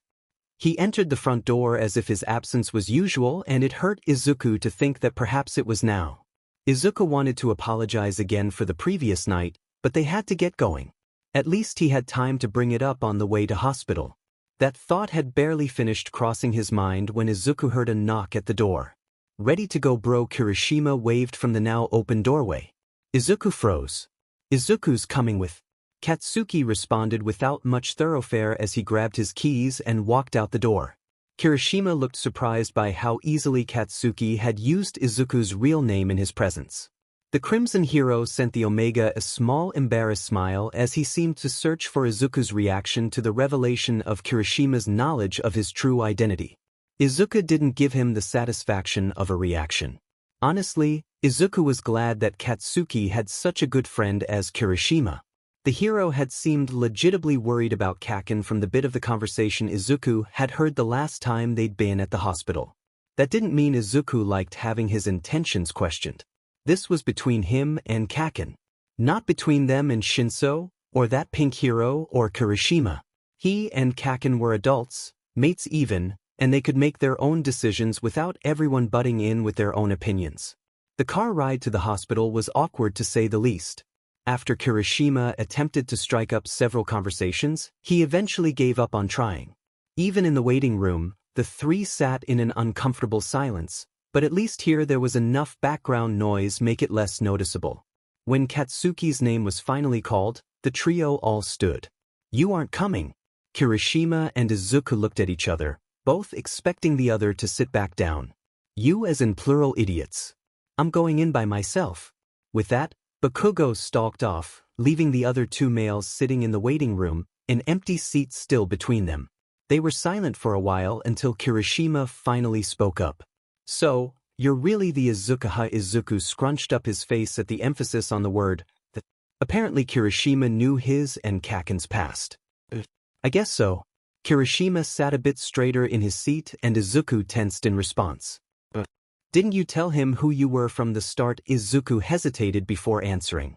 He didn't owe Kirishima an explanation, but the man was also Kacchan's friend. "I wanted him to recognize me first. I thought maybe he'd realize it on his own, and then I got scared. I kept waiting for things to get bad again, like they did so suddenly when we were kids." Kacchan hated me when I was Deku. I didn't want to be useless again. If it weren't for what he said, I think I would have been fine staying as Itsuki forever, especially if it meant he wouldn't hurt me again. What did he say that made you tell him who you were? Izuku didn't respond. Did he tell you that he loved Izuku? Or, I guess, your green eyes grew wide and turned to meet Kirishima's strong stare. Kacchan had really admitted that to someone else Izuku really had underestimated Katsuki's friendships. He did. Then you know how much this means to him.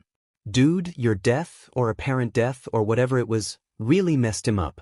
If Bakugou doesn't mean anything to you, don't string him along. It isn't manly to get his hopes up and then leave. I'm not leaving. Izuku answered firmly, but Kirishima's words made his guts twist uncomfortably. I trust Kacchan and I hope I've given him reason to trust me. Kirishima glanced over the smaller man briefly before giving a sharp smile. Bakugou's a great guy, but he sucks at taking care of himself when it comes to feelings and stuff. Watch out for him. The Omega returned Kirishima's smile with his own miserable attempt. Kirishima was right. He and Kacchan were mates now. Kacchan had been there to take care of him and to listen to his problems, but Izuku hadn't shown that he was there for Katsuki. Izuku sat there in thought until the door leading to the exam rooms opened to reveal their blonde firecracker. Kirishima jumped to his feet, his face excited like a little kid. Izuku stood up a lot more cautiously. What's the verdict, bro? Katsuki stuck his hands in his pockets and glared at his friend. Said I could go back in a week. Already, that's awesome, man. I'm glad the damage wasn't that bad. I bet you would have killed someone if they put you on desk duty. Straight I would have. The two continued their light teasing and mostly friendly banter after Katsuki dealt with the last of the paperwork. Izuku didn't bother trying to insert himself into the conversation. He was just glad Kacchan was okay. After receiving such good news, Izuku thought for sure that the atmosphere in their home would take a turn for the better. Izuku was wrong again. As soon as they'd left Kirishima's car, Katsuki's mood had changed dramatically. His face was closed off and he didn't even look Izuku's way.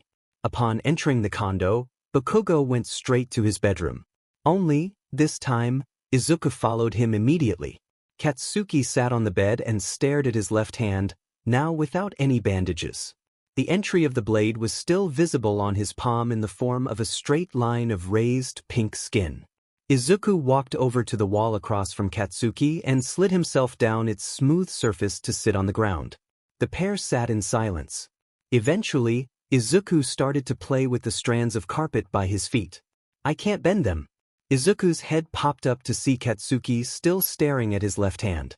Only, now it was half clenched into a fist with his index and middle fingers still straight, like he was holding out the number 2. Stupid doctor said I was lucky. If blade hit lower and I could have lost the thumb too. Katsuki unclenched and reclenched his hand as much as it would allow. My quirk works, but it's wrong. It just feels off. The explosions are still the same according to the doctor, but they feel f-ked up. I've been practicing every day, but it never feels right. Oh, so that's where he'd been disappearing to. Katsuki sighed and let both of his hands fall limply on his thighs. I didn't touch you because you would have noticed. I wasn't going to tell you until I knew it wasn't going to get better. And it's not. My hand's going to be f-ked up forever. Katsuki paused before he muttered, what if I can't control my quirk as well? What if I hurt you again? Slowly, Izuku crawled over to Katsuki's legs and sat back onto his knees. He grabbed his mate's injured hand and kissed the palm right above the scar. Green eyes filled with adoration lifted to meet pained red ones.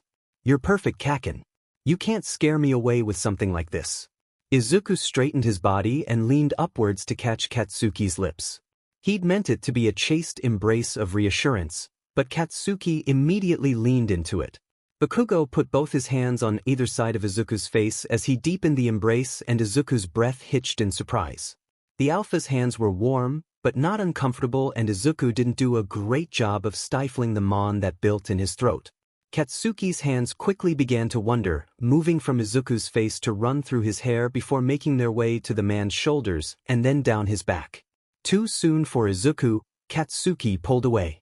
The Omega was about to whine in protest when the Alpha put his hands under Izuku's arms and lifted him up onto his lap. Izuku yelped in shock but relaxed in Kacchan's strong hold. Do you still want more? Katsuki's head rested on Izuku's right shoulder and the latter could feel the hot air hitting his ear with each word. A wave of warmth traveled down Izuku's body. Izuku responded breathlessly. Katsuki maneuvered his head to embrace the mark he'd given Izuku before rubbing his neck along Izuku's. Suddenly, Katsuki's scent was all Izuku could smell. The Omega breathed it in deeply, intoxicating himself in the scent of fire. He'd been so wrong before. The scent was no chemical fire, it was a forest fire that consumed everything in his path, including Izuku. Tell me what you want, Izuku. The words fell out of Katsuki's mouth silky smooth but somehow also sounded like a challenge. Touch me, Kacchan. In a single motion, Katsuki stood still holding Izuku to him and flipped their positions so Izuku's back was flat on the bed while his legs remained wrapped around Katsuki's body. Immediately they were kissing again, but Izuku could only focus on the tingling sensation of warmth left by Katsuki's fingertips as they slid up the inside of his shirt. Izuku's own hands were roaming any purchase of skin that his hands could reach, but it didn't feel like enough. He grabbed at the bottom of Kacchan's shirt in an attempt to pull it off. Katsuki broke off the embrace and pulled back. Instead of taking off his shirt as Izuku had hoped, Katsuki smirked down tauntingly. "Tsh, someone's eager." Izuku squirmed in both embarrassment and need. "Use your words. What do you want? Take it off, Kacchan." "Sure." Before Izuku knew what was happening, Katsuki had grabbed the bottom of his shirt and ripped it off the shorter male. Izuku gasped in surprise and his heart started to beat faster. While far fewer in number than on his arms and back, Izuku still had scars and small burn marks across his chest. Kacchan hadn't seen those yet. Instinctively, Izuku's hands went to cover his body, but Katsuki reached for his hands before he could. Their fingers intertwined and then the hands were pinned to either side of Izuku's head. "Don't. You're perfect too." Izuku felt like his body was on fire. They weren't kissing anymore because Katsuki's mouth was occupied with tracing each and every mark on his skin. Izuku's eyes fell shut as he bit his bottom lip. Had his skin always been this sensitive to touch? Maybe it was the combination of want and the intoxicating scent of pheromones in the air, but Izuku felt like he was in heaven before they'd even done anything. Not that this stopped him from wanting to go further. With his hands still intertwined with Katsuki's, Izuku wrapped his legs around his mate's waist with more force, bringing the alpha's groin to grind into his own. Izuku was happy to feel that Kacchan was as strong as he was. Katsuki growled at Izuku's action, diverting his attention from Izuku's chest to look into his eyes. Words. Even without the word being ordered, Izuku felt compelled to speak. "Please, Kacchan." The alpha obliged. Their hands came undone but Izuku was intuitive enough to not reach for Katsuki just yet.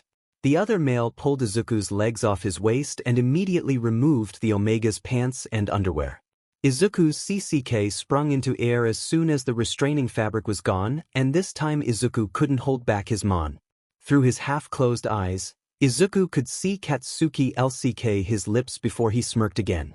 Without hesitation, Katsuki wrapped his hand around Izuku's member and began to pump it up and down. Izuku leaned his head further into the bed, allowing himself to enjoy the sensation. It had been so long since someone else had touched him like this. Most clients didn't believe in FRPY, let alone pleasuring Izuku for the sake of pleasing him during their transactions. Izuku was distracted from those dark thoughts by the sensation of a wet tongue. He gasped, his eyes flying open in time to see Kacchan take the tip of Izuku's PP into his mouth. "Kacchan," Izuku called out before moaning again. "You don't." His own mon cut him off as Katsuki took more of him into his mouth. Izuku was beginning to doubt his certainty that Kacchan had never done this before. The alpha's tongue moved expertly along his CCK as his right hand continued to pump at the base. Izuku was really unaccustomed to this sort of attention. In minutes, he could feel the heat growing painful in his lower abdomen. As his S began to clench, he knew he was close. "Kacchan, stop, I'm going to." Katsuki suddenly took more of Izuku into his mouth and the extra warmth made Izuku come immediately. The orgasm was amazing and for a moment Izuku didn't think about the fact that he'd just come into Kacchan's mouth. For a moment. As soon as he realized what he'd done, Izuku turned bright red and tried to prop himself up on his elbows to apologize. Instead, he froze at sight of Katsuki elking up a drop of cum that had dripped onto Izuku's leg. Bakugou glanced upwards and gave him a smug smile at the look of shock on the Omega's face. The Alpha pushed himself upwards, his still fully clothed body resting on top of Izuku's naked one as he began to nibble Izuku's ear. "You taste delicious." Izuku snapped out of his stupor as his CCK twitched at those words. He began to squirm again. "Kacchan, more of what Izuku everything." Izuku whispered. "Embrace me, touch me, FCK me. Just don't stop." Katsuki brought his head upwards to stare into Izuku's eyes, his face suddenly serious. Are you sure? The words were heavy with lust, but Izuku could tell from Kacchan's deliberate gaze that if Izuku said no, they'd stop right there. "Yes, please Kacchan. I want you to FCK me." Kacchan's lips crashed down onto his, and when Izuku grabbed at the bottom of his shirt this time, the Alpha allowed him to remove it. Izuku wanted to marvel at the chiseled muscles of Katsuki's chest and abs, but the sudden sensation of an intrusion in the SLCK heat of his a-hole distracted him. Kacchan Katsuki smirked again as he watched Izuku begin to breathe in time to the movement of the two fingers thrusting in and out of the Omega slowly. The angle changed ever so slightly with each push inwards, until Bakugou curved his fingers in just the right way to press against Izuku's purity. Izuku was beyond words as he moaned in pleasure. He was already strong again and pre-cum had gathered at the tip of his head. Izuku was sure Kacchan was going to get him off again with just this, but the Omega was tired of waiting for the real thing. Izuku wrapped his legs around Kacchan's waist once again and tried to push down his jeans with only his legs without much success. It caught the Alpha's attention, however, and the other man started to fumble with his zipper. Katsuki growled in frustration when he couldn't grip the top button of his jeans correctly with his left hand. The fingers disappeared from inside of Izuku and he couldn't help but whimper at the loss. However, the view of Kacchan's irked DCK being freed from his pants was more than worth it. Katsuki repositioned himself so that he was aligned with Izuku's dripping heat. The Alpha's lips parted, probably to ask Izuku if he was sure one more time, but Izuku never gave him a chance. Without warning, Izuku thrusted himself onto the tip Kacchan's waiting DCK. The Alpha gasped at the sudden and overwhelming sensation of being inside Izuku. FCK Deku. Izuku didn't know why, but hearing his old nickname sent a wave of pleasure through his body. "Kacchan," Izuku whimpered as he began to roll his hips to move Katsuki further inside of him. The movement brought Katsuki out his pleasurable trance, and he slowly pushed the rest of the way inside. He paused for a second, growling at the sensation, before he began to move in time to Izuku's still grinding hips. The Alpha bent his body over his mate so that his mouth was by the other's ear again. "FCK, you feel so good, Izuku. You're so f-king amazing. The absolute best. I don't want anyone other than you." Just like it had been during his heat, the supportive praise made Izuku shiver in bliss. Izuku's psyche, trapped between their stomachs, throbbed but was also soothed by the movement of their thrusts. The pheromones were even stronger now, wrapping around their melded bodies as if they were under a blanket. The air smelled of caramelized sugar. Izuku wasn't going to last much longer. Katsuki's thrusts began to pick up in speed and Izuku was able to open his eyes enough to see that Kacchan had closed his. The Alpha had stopped whispering in his ear and had begun breathing heavily. "Izuku," Katsuki growled but couldn't finish his sentence. "Me, too." The Alpha reached between them to grab Izuku's length and began to pump him in time to their thrusts. The pleasure built up quickly and with a choked cry, Izuku came all over their stomachs. Suddenly Katsuki pulled out of Izuku and he finished himself off with two strong jerks. They both stared at each other, panting heavily as they attempted to catch their breaths. Then, Izuku smiled before claiming Kacchan's lips once again. When they broke apart again, Katsuki let himself fall onto the bed with a heavy thud. Izuku instantly maneuvered his tired body so that his head rested on his mate's heaving chest. "I love you, Izuku." Izuku's heart swelled with warmth and, when he allowed his eyes to finally fall closed, he fell asleep immediately. Katsuki couldn't believe he'd just confessed his love for Izuku a second time. But, as the Alpha watched his mate smile and promptly fall asleep against his chest, Bakugou couldn't say he regretted the action. Not too long ago, Katsuki would have done anything just to speak to Izuku again. Now, here they were sleeping in the same bed, a pair of mates who had just had mind-blowing section. Everything was almost too perfect. Bakugou fondly ran his injured hand through Izuku's now shorter hair. If it was all green, Katsuki could probably pretend that none of that other bullshit had ever happened. But it wasn't, so he couldn't. Amazing as the SEC had been, and it was amazing because Katsuki never half-assed anything, he had to tread carefully. Kirishima had been right. Katsuki and Izuku were moving fast. Way faster than Bakugou would have ever predicted.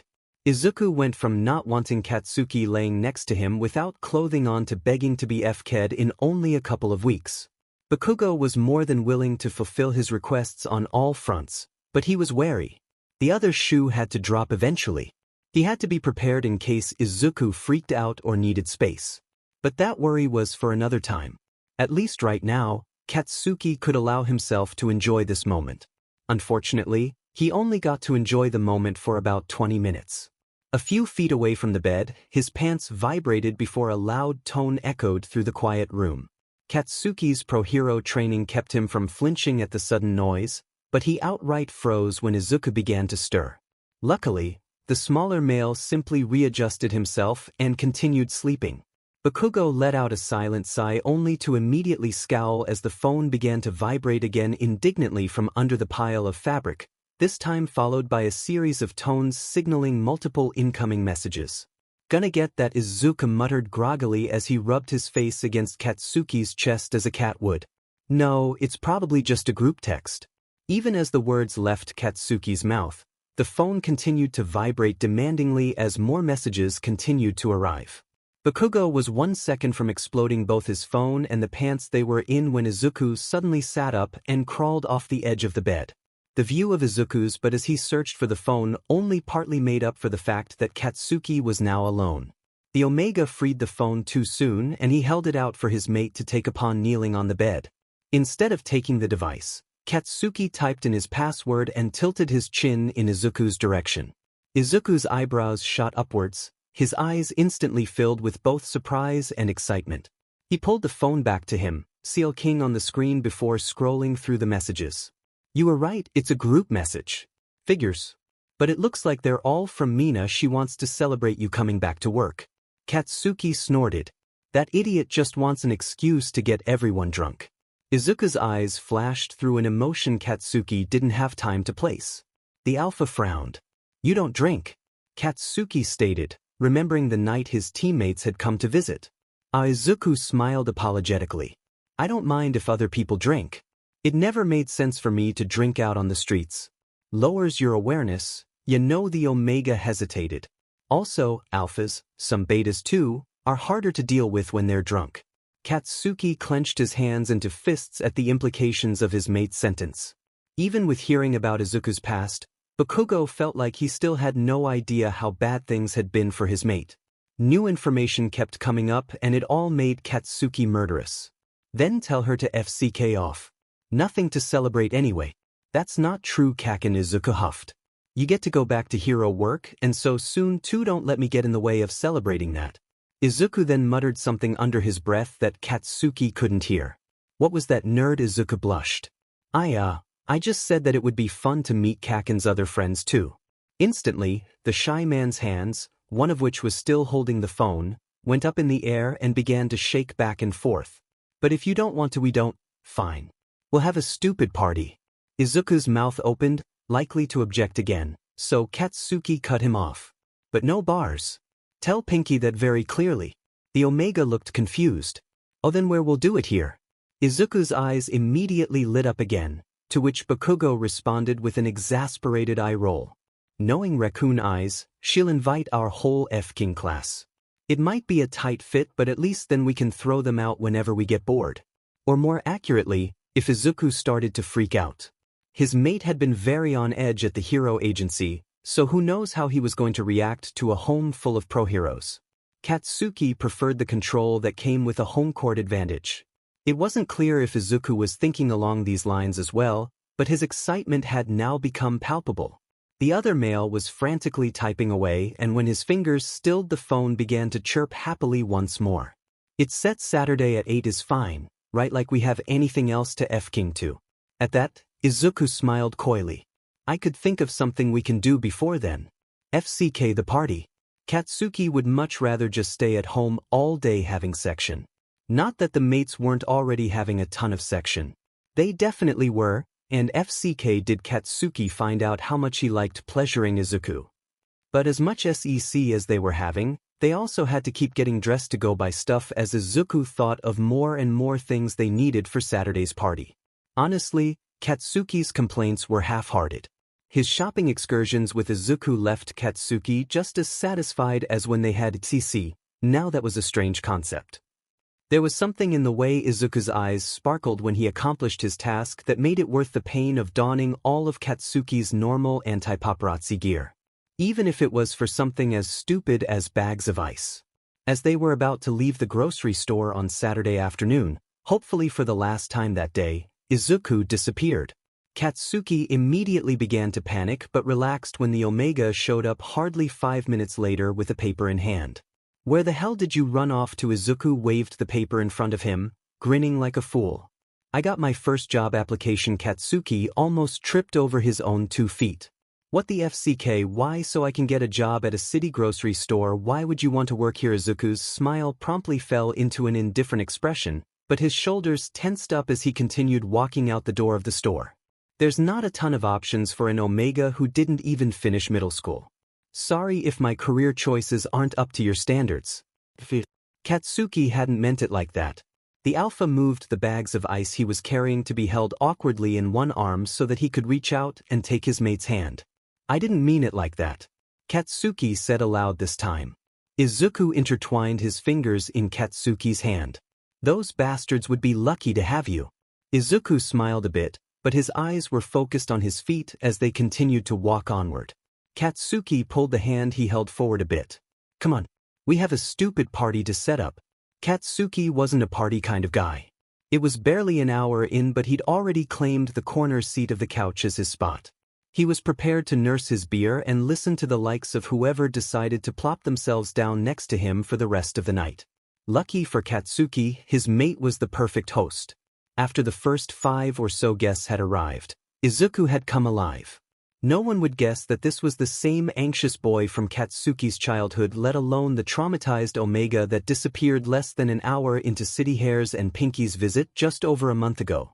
Izuku looked like he was in his element, moving from group to meet all of Katsuki's old classmates. Well, most of them. Not everyone could come, which was no surprise considering they were all pro-heroes. Birdbrain and Sparkle Boy were on duty, as was the dude with multiple arms. Word on the street was that the purple pervert had lost his job when he didn't get a mate in time. How King strong was it to find a beta that would put up with him? Apparently impossible. Shinso arrived late, but was now talking to Izuku along with Tsu, her mate, round face and glasses. Everyone else was here, with or without their mates. Even Earjacks, 8 months PRDNT, was laughing at a joke Mina told. Yeah, everyone was here. Well, everyone but, like always, Icy Hots and Ponytail's entrance caused a grand commotion among his old classmates. The King poster children for a mated pro-hero duo, they rarely showed up to any of these reunion-type events. That meant everyone got extra excited when the pair graced the rest of them with their presence. If it wasn't because they were busy being number 4 and number 8, respectively, then it was because they were at home with their 3 King children. 3. What a nightmare. Their appearance didn't mean much to Bakugou, but the pro-hero couldn't help but notice the look of awe on Izuku's face when he saw them. Izuku had been a fanboy back in the day, but he hadn't reacted that way when any of the others had shown up. Katsuki tightened his grip on his bottle as he took another swig of beer. Lucky for him, Hairforbrains promptly came back after saying his hellos. The mindless chatter kept him distracted for a good while. So distracted, in fact, that he didn't know for how long Izuku had been missing when Katsuki finally looked up and noticed that he was gone. Even when Bakugou leaned forward to get a better look into the kitchen, he didn't see his mate. He frowned. The nerd was probably just in the bathroom, but something felt wrong. Only half listening to his teammate continue to rave about this manly movie the other alpha had watched recently, Katsuki kept an eye out for Izuku. He was so focused on looking for Izuku that he almost missed the distraught look on Icy Hot's face as the others stormed out the front door. It seemed like Ponytail almost missed him too because she jumped in shock at his sudden departure before saying her own goodbyes to follow him. While Katsuki didn't normally give a FCK about the half-and-half BSRD, the other's departure left a maleficent sensation in the pit of Bakugou's stomach. When Izuku came out of the hallway leading to their rooms, eyes darting around the room with a flushed face and his top button buttoned in the wrong hole, the feeling became vile. Izuku didn't find whatever he was looking for, and it most certainly was not Katsuki who he sought. The Omega's shoulders fell slightly, but his face was nothing but smiles as he returned to Round Face's group. Katsuki was halfway to his mate before he realized he'd even stood up.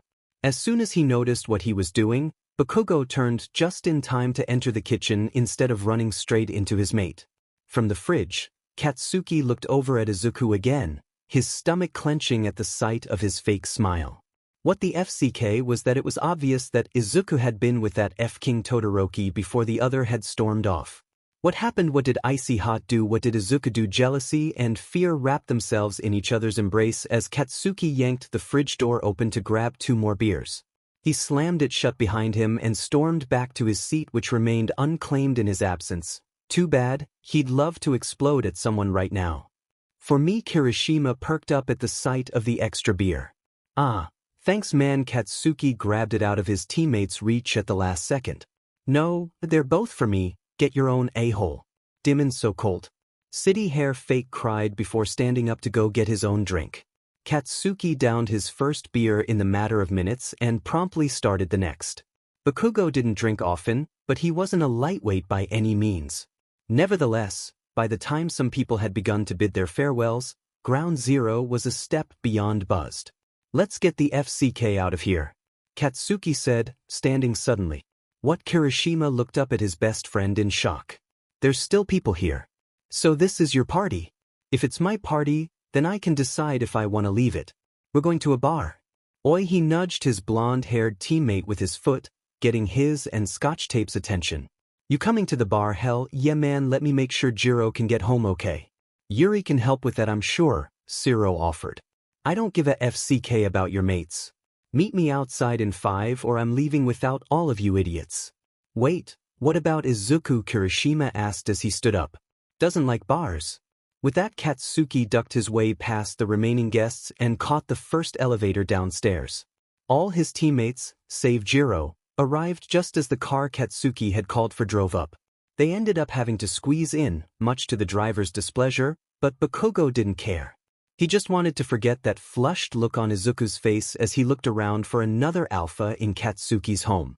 There was no shame when Katsuki walked back into his condo early the next afternoon. They'd stayed at the bar until it closed at 2 a.m. before Katsuki had tagged along with Kirishima and Mina to enjoy some more liquor at their place. It was no surprise that Bakugou woke up on his teammate's couch. What did SCK was the fact that he had to take public transport back home since his phone was dead and he couldn't call another car. Izuku was waiting for Katsuki on the couch when the latter entered. Where have you been? The Omega's voice was authoritative, but he looked like Sit. Despite being dressed in a nightshirt, the bags under his eyes were especially dark against his pale face. Why didn't you tell me you were leaving? Why didn't you call? Katsuki walked over to the couch and held out his arm at shoulder level. He dropped the phone in his hand onto the nearest seat cushion and didn't care when it bounced onto the floor. Bakugou turned to head toward the bedrooms, but paused when Izuku stood up, his shoulders shaking. That's all you have to say to me? I had no clue where you went or when you were coming back. I've been worried sick about you. I didn't get any sleep all night. As if you noticed I was gone. Izuku threw his hands up in the air. Of course I noticed. The other male stepped closer, pointing a finger at Katsuki. You left with your teammates? I just thought you guys were running out to get something, and instead you never came back. Then go beach about it to your new alpha. The words flew out of Katsuki's mouth like sharpened spears. His mate froze, eyes growing wide. What did you just say? I said, why the FCK? Do you care what I do when you're already looking for another alpha to FCK? Izuku's eyes began to dart back and forth as if he was doing mental gymnastics. Eventually they stopped as he reached a conclusion. Is this about Shoto? Jealousy burned its way through Katsuki's flammable palms, causing small explosions to crackle in his hands. You're using that BSTRD's first name? Suddenly, Izuku started to laugh. Not a chuckle or a giggle, but rather a body-racking laugh that caused Katsuki floundered. Your jealous Kacchan. The heat from his hands transferred to his face in an instant, even though he didn't know why. Izuku stepped closer and Katsuki instinctively took a step backwards. The Omega frowned. Kacchan, nothing happened with Shoto. You may have upset him and he may have lashed out, but you're my mate. Not him or anyone else. I would never cheat on you. The FCK. Did that mean what did they talk about? What the hell were you doing talking to him in the first place? Izuku studied Katsuki for a second. Do you trust me, Kacchan? Katsuki wanted to snap at his mate to answer his question, but his mouth went dry.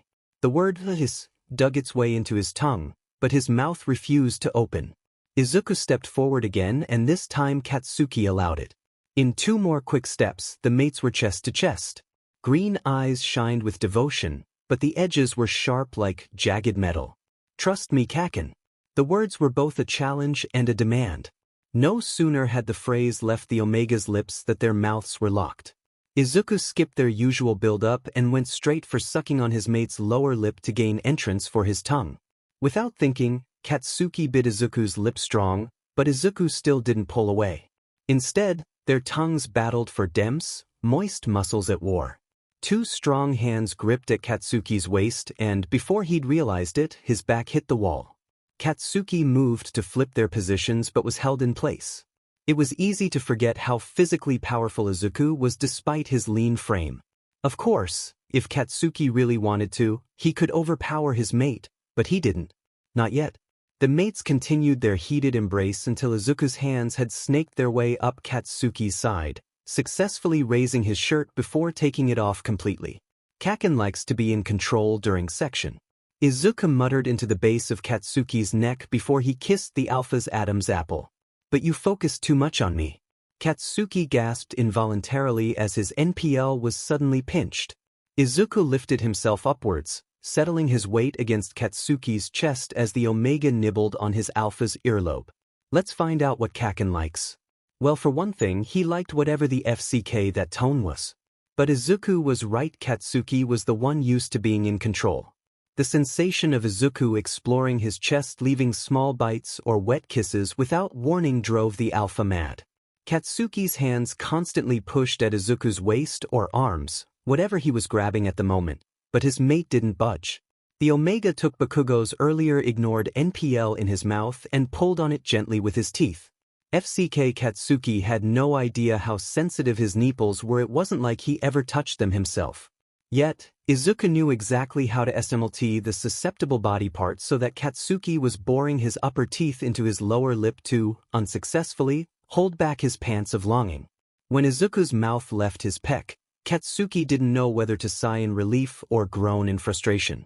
You like it when I tell you what I want, right? Izuku's voice was sultry, heavy with lust as it usually was when they FK'd. Their bodies were flush against each other again, but the other man managed to worm his hands between them to undo the button and then the fly of Katsuki's jeans. Then, Kacchan, I want you to stop overthinking it. Katsuki growled. He didn't overthink jacksit. The rough material of his jeans essayed his hips then his thighs as they were pulled down. I'm not as fragile as you think. Izuku slid impossibly fast down Katsuki's body, his hand already freeing the Alpha's member from the remaining fabric of the boxers in between them. There was no introduction to the upcoming blowjob. In a matter of seconds, Izuku had taken all of Katsuki into his mouth. This time, Katsuki couldn't hold back his choking gasps of pleasure at all. So far in their relationship, Bakugou had been the only one to be going down on Izuku. Katsuki was always so focused on making sure that Izuku enjoyed himself, too busy making sure his mate was here with him in this moment and nowhere else, that Bakugou had never wanted reciprocation, even when Izuku had offered. This new sensation was incredible. The Alpha had thought that he was excellent at blowjobs, based on his mate's reactions, but now he felt conned.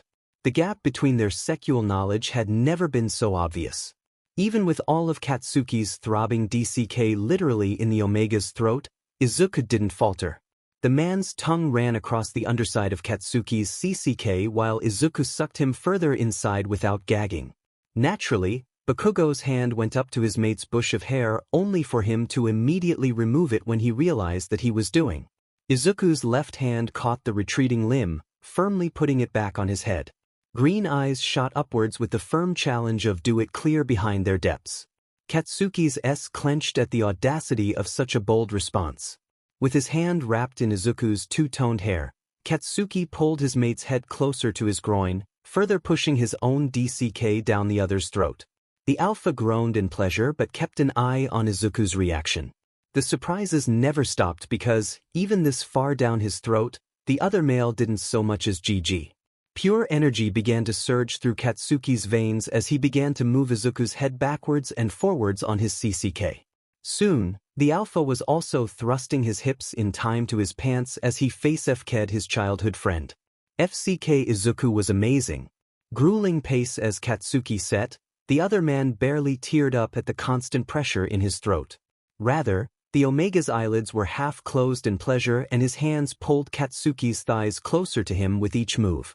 For some reason, Katsuki realized at this moment that the shirt Izuku was wearing was the one Katsuki had given him the night he first arrived. The two large shirts still hung off one shoulder blade, but this time on his right side. Whether it was the fact that Izuku looked hot as FCK in Katsuki's clothing or the sight of his and only his mark, Katsuki didn't know, but what he did know is that he couldn't wait a second longer. Katsuki pulled Izuku off his DCK with an audible pop. The Omega immediately whimpered in protest, his frustrated eyes now all the way opened and focused on Katsuki. The alpha squatted down to Izuku's level, aggressively taking his lips into an embrace as his arms wrapped themselves under Izuku's thighs. The lift was awkward, but once Katsuki turned so that Izuku pressed into the wall, he could rearrange his partner's weight to a more comfortable hold. Katsuki released their embrace to properly growl at the sensation of his CCK touching Izuku's bare but under the male's shirt. Thank FCK the nerd wasn't wearing any underwear, it would have been a pain in the butt to get them off in this position. Kacchan, please FCK me. Izuku begged in a pathetic whine. Katsuki smirked. With pleasure. They'd FK'd enough times to know Izuku didn't need much in terms of preparation when he was this wet. With one good move, Katsuki had buried his CCK into Izuku's but with ease, making the Omega's back arch away from the wall with a cry. The pace Katsuki set was a step below brutal. Enough to make the sounds of skin slapping against skin echo throughout the condo but not enough to FCK up the wall. Izuku's head rested against Katsuki's shoulder, his breathy voice begging for more or harder when it wasn't muttering Kacchan on repeat. He felt his Omega's nails digging into this back, likely leaving red trails as they dragged down his skin. Katsuki picked up the pace. Both of their staminas had improved from their first time having SE and they'd kept up the ruthless regiment for nearly 10 minutes before Katsuki could feel himself teetering on the edge of orgasm. A feral sensation overcame the alpha and just as he was about to come he bit down. HRD on the mark he'd given his mate. Izuku screamed in joy as they both came at the same time. Katsuki released his clenched jaw from Izuku's shoulder, leaving the pair both panting loudly from exertion. Instead of lifting his head, Bakugou burrowed his neck further against Izuku's, scenting him in the process. Sorry. The alpha grunted quietly. Izuku hummed approvingly. Katsuki scowled, about to snap at the condescending response, but Izuku sent him an enticing smile. Doggy style next Bakugou didn't miss a beat, lifting Izuku away from the wall and onto the couch. The next 24 hours were a blissful mix of sleep and section. Lots and lots of section. DMN, if this was what Izuku was like now, Katsuki didn't know how he'd survive Izuku's next heat. By Monday afternoon, the pair had finally exhausted the last of their reserves. That's what happens when you can't even shower in peace. Katsuki threw his feet off the side of the bed and rubbed his face groggily. You hungry? Izuku tilted his head with a frown. I think we already ate the last of the leftovers. Then I'll make something. The Omega snorted. You can cook right now. Normally Katsuki would bite the idiot's head off for insinuating that he couldn't, but instead the alpha smirked knowingly. Fine, I'll order something. Any requests surprise me. Izuku yawned as he stretched his arms over his head. Katsuki nodded as he forced his tired body up and out into the living room. He scanned the floor to find his phone, then proceeded to press it on when he picked it up. Bakugou swore under his breath when he realized he had never charged it after coming home angry. He trudged over to the kitchen to use the spare charger. Meanwhile, Izuku patted his way into the living room in another one of Katsuki's shirts. "Are you stealing my F-King clothes now?" Katsuki said with a predatory smile as the phone finally began to power on. Izuku stuck his tongue out in his mate's direction as he flipped on the television and plopped onto the couch. "You like it?" The alpha was about to give a smart retort when the phone in his hand started to vibrate anxiously as all the alerts came in at once. Katsuki looked down and his heart started to race as missed messages, calls, and emails began to stream down the lock screen, far too many to count. Before he could put in his password, the screen changed to that of an incoming call, the words "old hag" clear at the top. He CLK'd answer and instantly regretted it. His mother's screaming made it impossible to understand her. "What the hell? I can't understand a F-King word you're saying.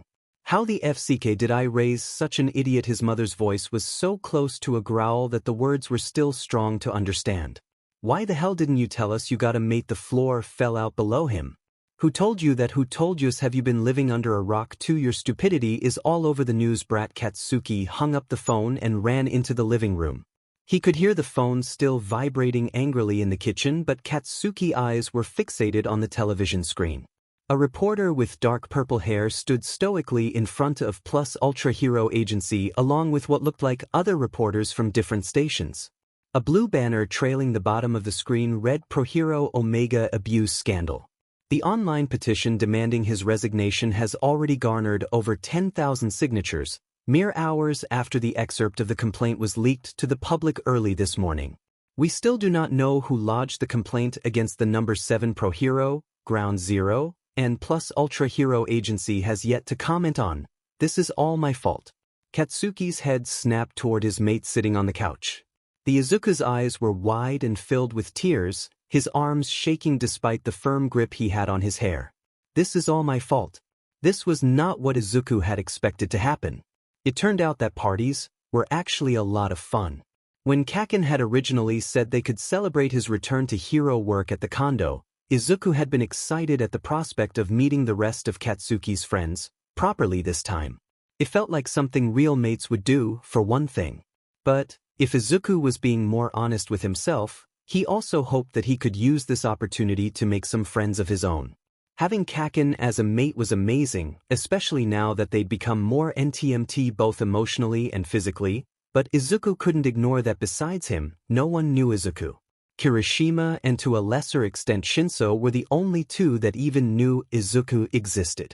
While Izuku felt more secure in the longevity of his and Katsuki's status as mates, if something were to happen, Izuku would be back to square one. All alone. Izuku's last friendship had ended badly. As in mated against his will, kept in a villain lair as a glorified Issei slave pincushion, kind of badly.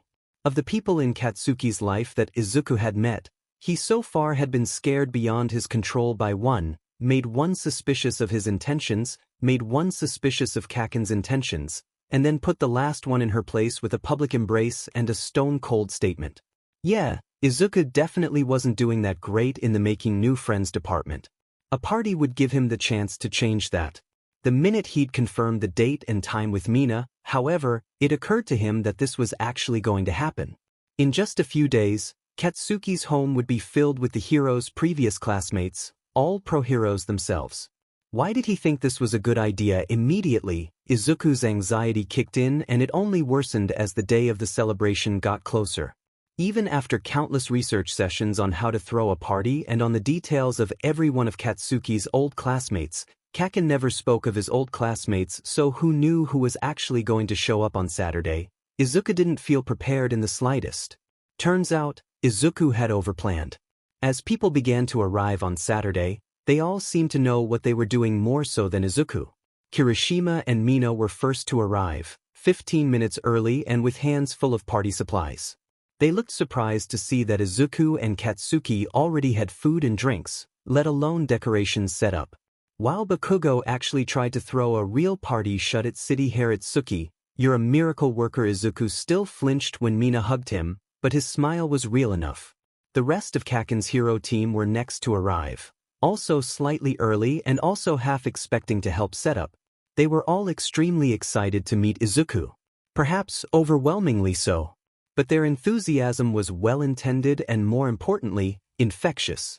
Kaminari was a source of unbridled energy only regulated by his badass and very PR'd mate who introduced herself as Kyuka. Siro was much tamer than Kaminari, and somehow his mate, Yuri, was even more amicable. Izuku felt surprisingly at ease talking with them before the rest of the guests began to arrive. It turned out that all of Katsuki's classmates were this friendly. After the first 5 or so strangers had walked in and introduced themselves, Izuku began to initiate the introductions. The fact that Kacchan had secluded himself to one of the couch's corners didn't even bother Izuku. Starting conversations by himself and on his own terms turned out to be quite pleasant. Especially since, besides the handful of heroes who had been involved in the director mission, no one knew of Izuku's past. They all were excited to hear that. He was Kacchan's mate and asked more about how they met and Izuku himself.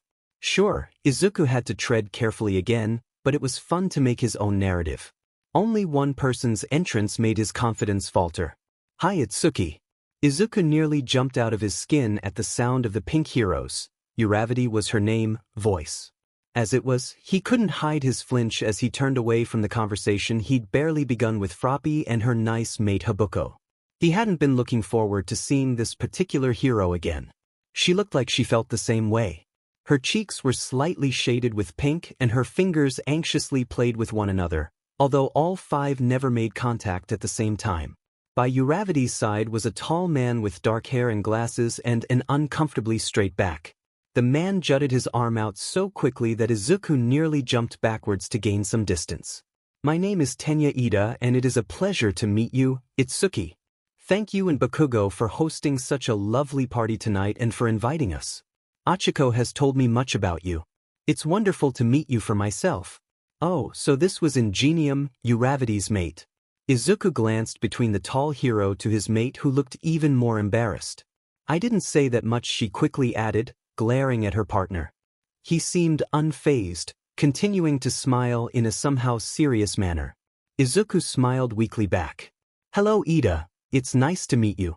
Izuku reached out to accept the pro-hero's hand to give a firm handshake. Itsuki," Achiko asked tentatively, bringing Izuku's eyes back to her. "Can I talk to you for a second?" "No, nope, nah." "Sure." Izuku answered despite the voice screaming anxious wails in his head. With so many people in such a small area, the pair couldn't move very far to find some privacy. However, they made do in an isolated area of the kitchen. Izuku really wished he was wearing his favorite hoodie and not the long-sleeved button-up he currently wore. His hands had nothing to fiddle with. "I'm sorry," Uravity stated bluntly, her chocolate eyes thick with emotion. "I realized I was wrong to insinuate that Bakugou was a bad mate. After seeing you back at where we first met, I was worried about you." She paused, taking in a deep breath.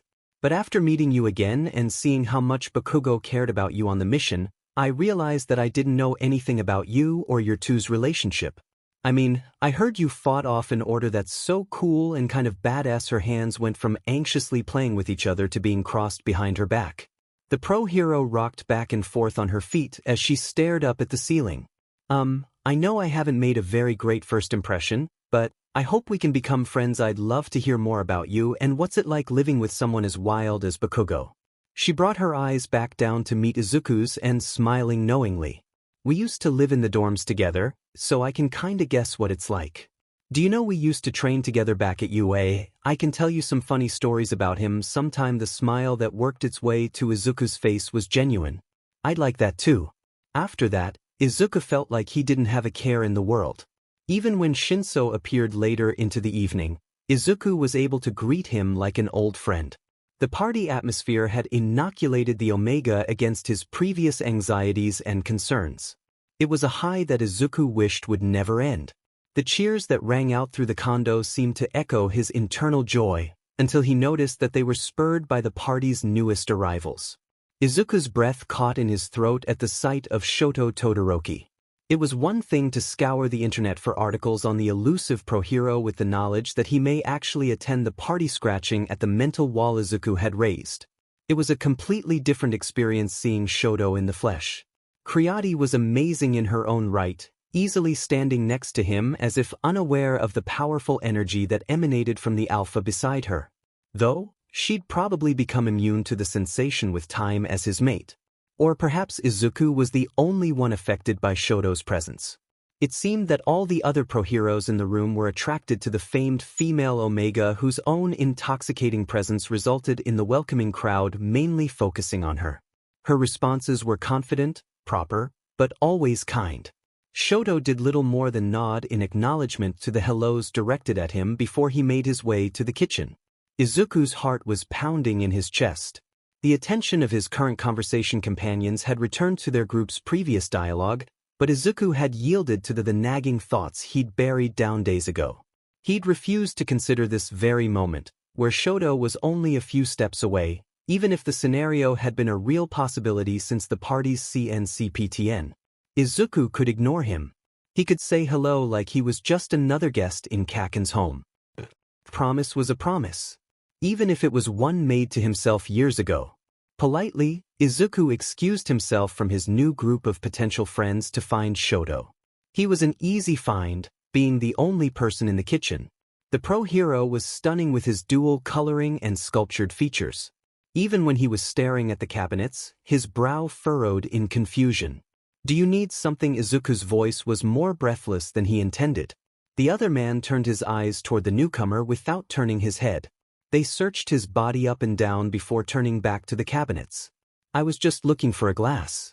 Izuku nodded in understanding, turning to the cabinet closest to him to grab the first glass available. The Omega handed it over and tried to ignore the tingling sensation that traveled up his fingers where the two men's hands briefly made contact. Many people had been in and out of the kitchen throughout the evening and several scents lingered in the air. Despite this, Izuku could smell Shoto's scent, prominently peppermint. "We haven't met before," the half-and-half hero said calmly as he walked to the fridge and opened it. Izuku's words got caught in his throat and he couldn't force them out. Shoto grabbed the water pitcher inside the fridge and poured himself a glass.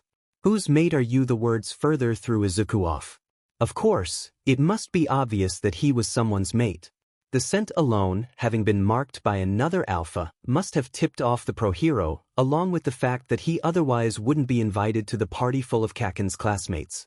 I'm Itsuki." Finally Izuku could speak, even if he had to stare at the floor as he gave a small bow to do so. "Katsuki is my mate. Thank you for coming to our celebration." Shoto paused mid-motion, his lips on the rim of his glass, before he continued to take a drink. "I wasn't aware that Bakugou had found a partner," the alpha stated after he swallowed. Izuku's smile was taunt on his lips. "Our union was fairly recent." Izuku's throat was constricting again as he prepared his next sentence.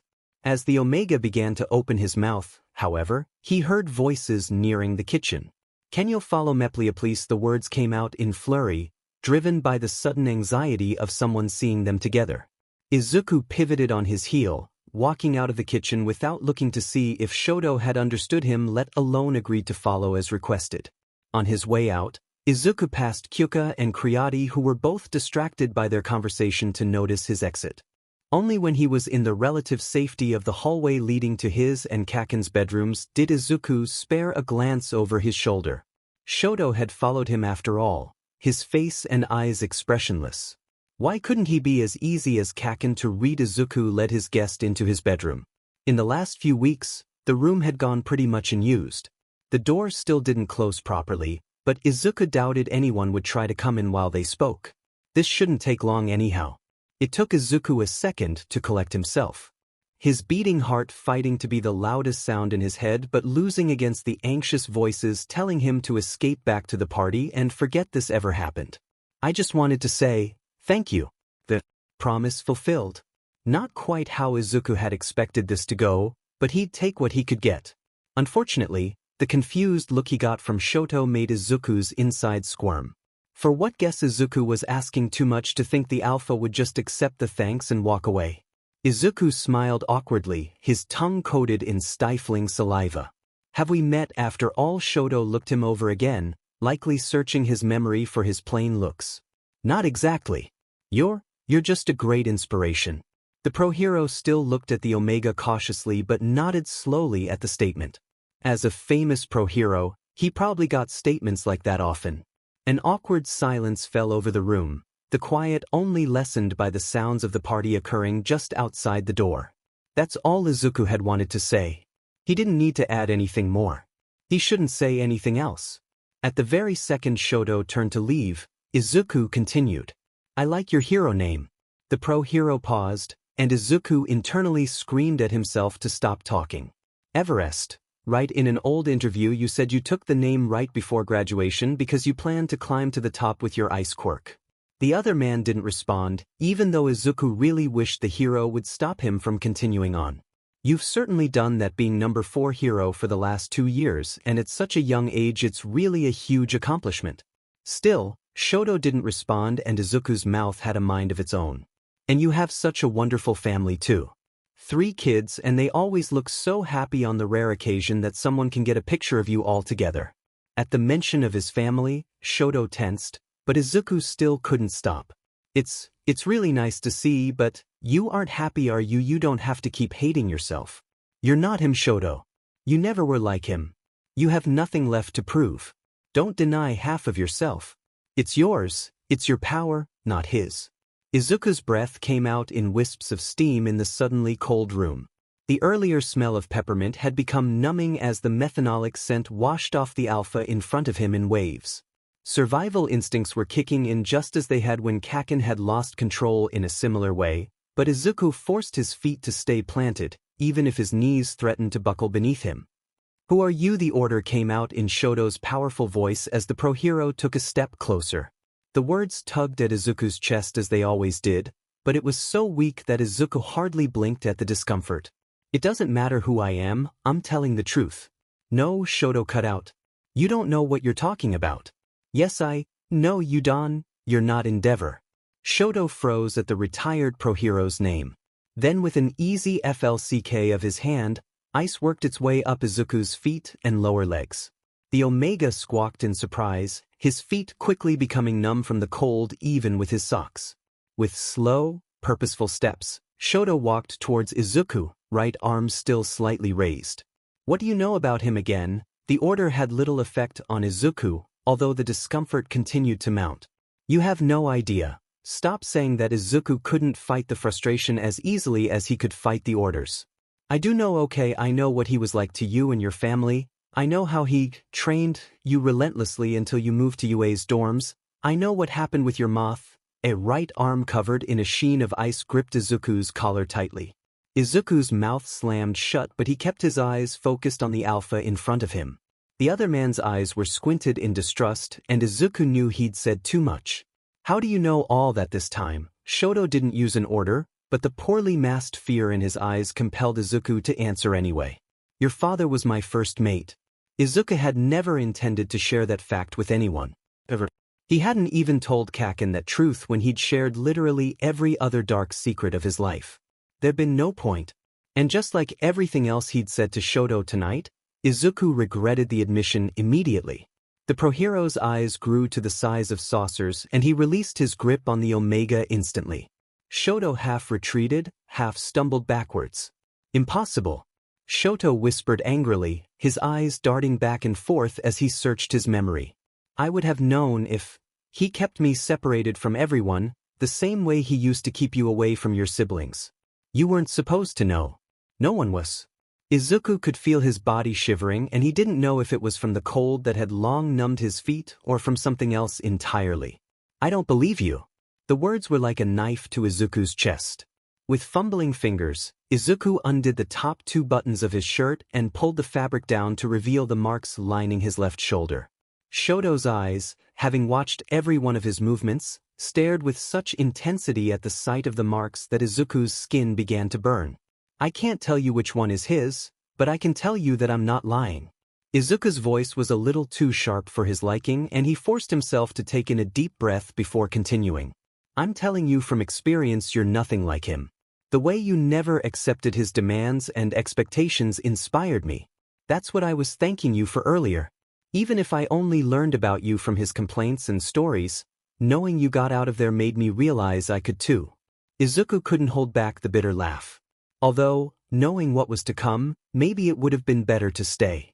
Did he give you those? Izuku was about to say that only one mark had been from Endeavor, but then realized that Shoto was looking further down his exposed shoulder at the crisscrossing scars also visible. The Omega pulled the shoulder of his shirt back up and fumbled to button it closed as quickly as possible. No, that was someone else. Shoto's eyes became steely. Bakugou no, Izuku squeaked in shock. No, of course not, Kacchan would never do that. Shoto remained silent for a moment and Izuku was further put on high alert. How did you two become mates? Izuku swallowed. It's complicated. Complicated. How? The Omega shook his head and Shoto tensed. Is he like him? No. Izuku put as much force behind the word as possible. Kacchan is nothing like him. But it's complicated. Izuku didn't respond, not trusting himself to say anything else he'd want to take back. Why didn't you say something about my father? The word came out harsh before Shoto continued. After you left him, why didn't you? Izuku whispered, his heart tightening in his chest.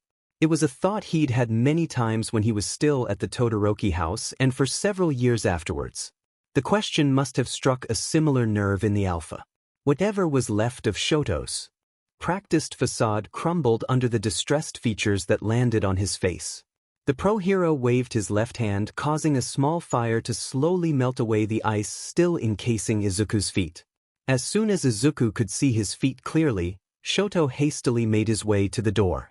Shoto, wait! Izuku tried to step toward the Alpha, but the numbness of his legs made it impossible to hold his weight up properly. By the time Izuku could force his feet to function as they were intended, Izuku couldn't find Shoto among the other partygoers. Izuku's shoulders slumped slightly in disappointment, but also in exhaustion. Sirbi, that was not how he intended that to go. With a deep breath, Izuku forced himself to smile and join a nearby conversation as if nothing had happened. The last 24 hours had been a whirlwind of emotions. After all the craziness that had happened with Shoto, Izuku then had to contend with the sudden and extended absence of his mate. Izuku had waited up all night for Kacchan to return from wherever he'd run off to with his teammates. Tonight was not a good night for Izuku to be left alone with his thoughts. Izuku's conversation with Shoto played on repeat in his head. It was only a matter of time before those memories blended into memories of his time in the Todoroki home. The images weren't all bad. Most of the memories he had of his first mating would be stored in the neutral folder in his brain, but the human mind didn't dwell much on the neutral. Instead, the thoughts continually circled back the worst experiences. Like when Izuku first saw Endeavor.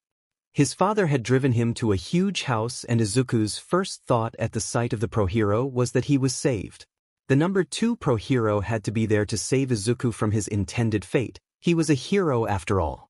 Maybe his mating was actually a sting operation to catch the Yakuza. But after the paperwork and money exchanged hands in a back room of the giant compound that the Todorokis called home, Endeavor turned to stare at the young Omega with a look of disgust. You look younger than they said you would. How old are you? 19. Izuku lied without thinking, his brain more focused on the upcoming reveal. He was saved right, you don't look it.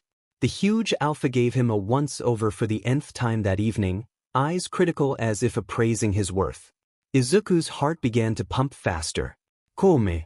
The Omega half scrambled to follow the man's order, the pull from such commands still shockingly strong despite being familiar from his time with his father and the Yakuza. Izuku didn't know how close to get to the pro-hero, but when he was within arm's reach the older man grabbed his forearm, yanking Izuku down to sit adjacent him. Before Izuku could even respond, the Alpha tilted his head and bit down on the flesh of his shoulder exposed by the neck of his t-shirt. Izuku's cry of surprise lasted as long as the bite did, but, even with the pro-hero already standing, the pain of the claim continued to travel throughout his body. The Omega bent in on himself as fire coursed its way down his veins, burning him from the inside out. Don't speak to anyone about our mating. Do not interact with anyone other than the staff. Do not disobey me or any commands I give you. The orders came out in a long string and even though Izuku could barely understand them with the pain still eating away at him, he knew that he couldn't help but follow them. I will only explain this once. My mate has been incapacitated for a long time. Unfortunately, the frustration has affected my hero work. I will not be weakened by nature's demands. While the government has approved having multiple mates, I don't have a need for an additional relationship. You are to fulfill your role as an Omega and nothing more. Do you understand me? Just like that, Izuku's hopes of salvation were crushed. This was real. Izuku was really mated to the number 2 pro-hero Endeavor, a man who he used to idolize along with All Might. And all the other man wanted of him was section. The pain in Izuku's heart was worse than that of the claim that still lingered in his body. I said, "Do you understand me?" "Yes." And that's how Izuku accepted his new fate. The head of the Todoroki household kept true to his word. At first, Izuku only saw him when the man was on the verge of a rut. The experiences had been revolting at first, his body rejecting the sexual encounters with every fiber of its being. His mate wasn't rough, but Izuku wasn't mentally prepared for his new life's purpose. But, like with anything, Izuku got used to the section. He adapted and accepted his role as an Omega, as Endeavor constantly called him. Izuku spent his free time reading books and writing in the notebooks supplied at his request. There were no televisions in the compound and certainly no way for Izuku to communicate to the outside world.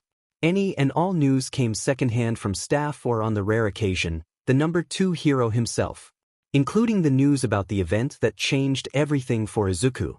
Izuku didn't know Kacchan was involved that evening until he was already Izuku's mate. The precipitating event to Izuku's end was the appearance of a villain on par with All Might. The man who went by the name of All for One brought up many memories for citizens across Japan. The destruction of Kamino. The fear that All Might wouldn't be able to defeat him. Or perhaps, most popularly, the early debut of Lemillion, a third-year student at UA who had appeared on the scene and somehow taken on the villain when All Might could not. Even after All Might announced his retirement the very next day, the front pages spoke only of the next symbol of peace, All Might's secret apprentice named Mirio Tagata. Even though it would be a whole year before the blonde-haired Wonder Boy would graduate and officially step into the pro-hero world with his partner in crime fighting and life, Tamaki, people marked the battle with All for One as when Lemillion took on the mantle of number 1. Unfortunately, Izuku had his own memory of that night. He remembered Endeavor angrily coming home in the early hours of the morning, destroying everything in his path. Izuku had gotten too comfortable in his position as Omega, and thought himself immune to the fires that cloaked the hero he had come to accept as his mate. He got burned for it. Badly. Endeavor had finally become number 1, but apparently no one else saw it that way. He was a placeholder for All Might's apprentice in the eyes of Japan's citizens. Still in school, the student continued to make headlines. Lemillion took down a man by the name of Overhaul practically single-handedly. Meanwhile, Shoto, Endeavor's greatest creation, was taking supplementary classes because he had failed the hero license exam. Izuku heard it all, taking the brunt of Endeavor's frustrations, sometimes in the form or words, sometimes by more physical means. Things came to a peak the day Endeavor finally retired. As expected, the official ranking of number 1 was given to Lemillion only 6 months after the hero's official debut, a feat completely unheard of. Endeavor began to slowly fall down the ranks as heroes of the new generation began to take up the positions at the top. When Shoto finally breached the top 10 at the young age of 19, Endeavor finally gave up his position as pro-hero entirely. The memory of having to live with Endeavor's stifling presence 247 made Izuku sick. Izuku had slowly begun to lose his mind as he walked on eggshells around the man who viewed his life as a failure. One day, Izuku decided he couldn't live that way anymore.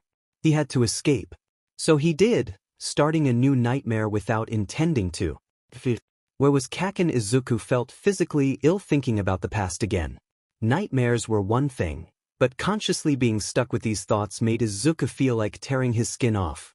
What if Katsuki never came back? What if Shoto had said something to him? Izuku spent the whole night and all of the next morning thinking unhappy thoughts until his mate finally walked in the front door.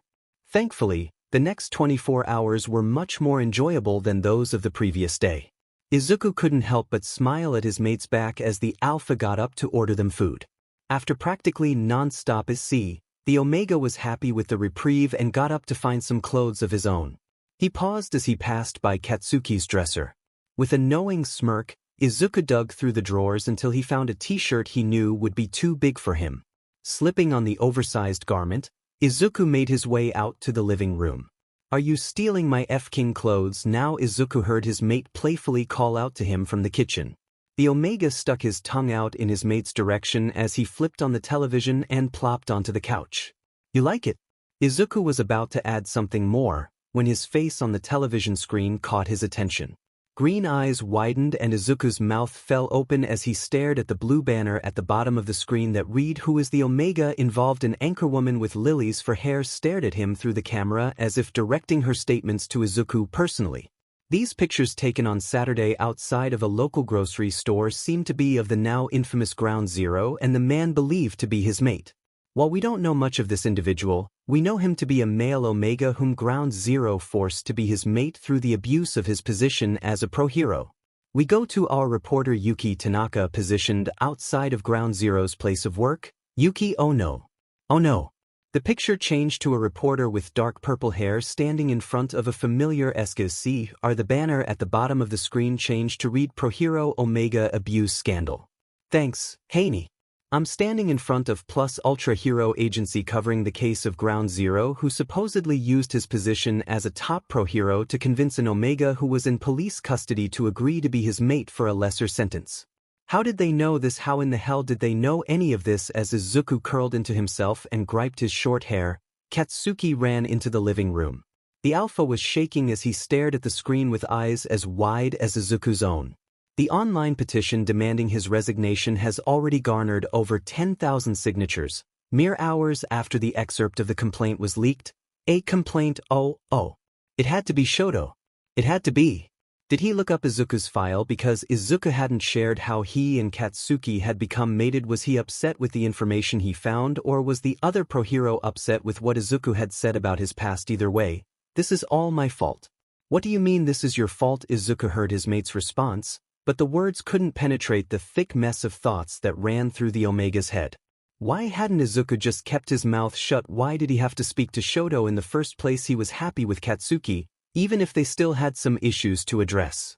Why did he have to mess that up? The news report cut from the purple-haired reporter back to the flowered anchorwoman, but Izuku's eyes were locked on the image of him and Katsuki that had returned to the screen.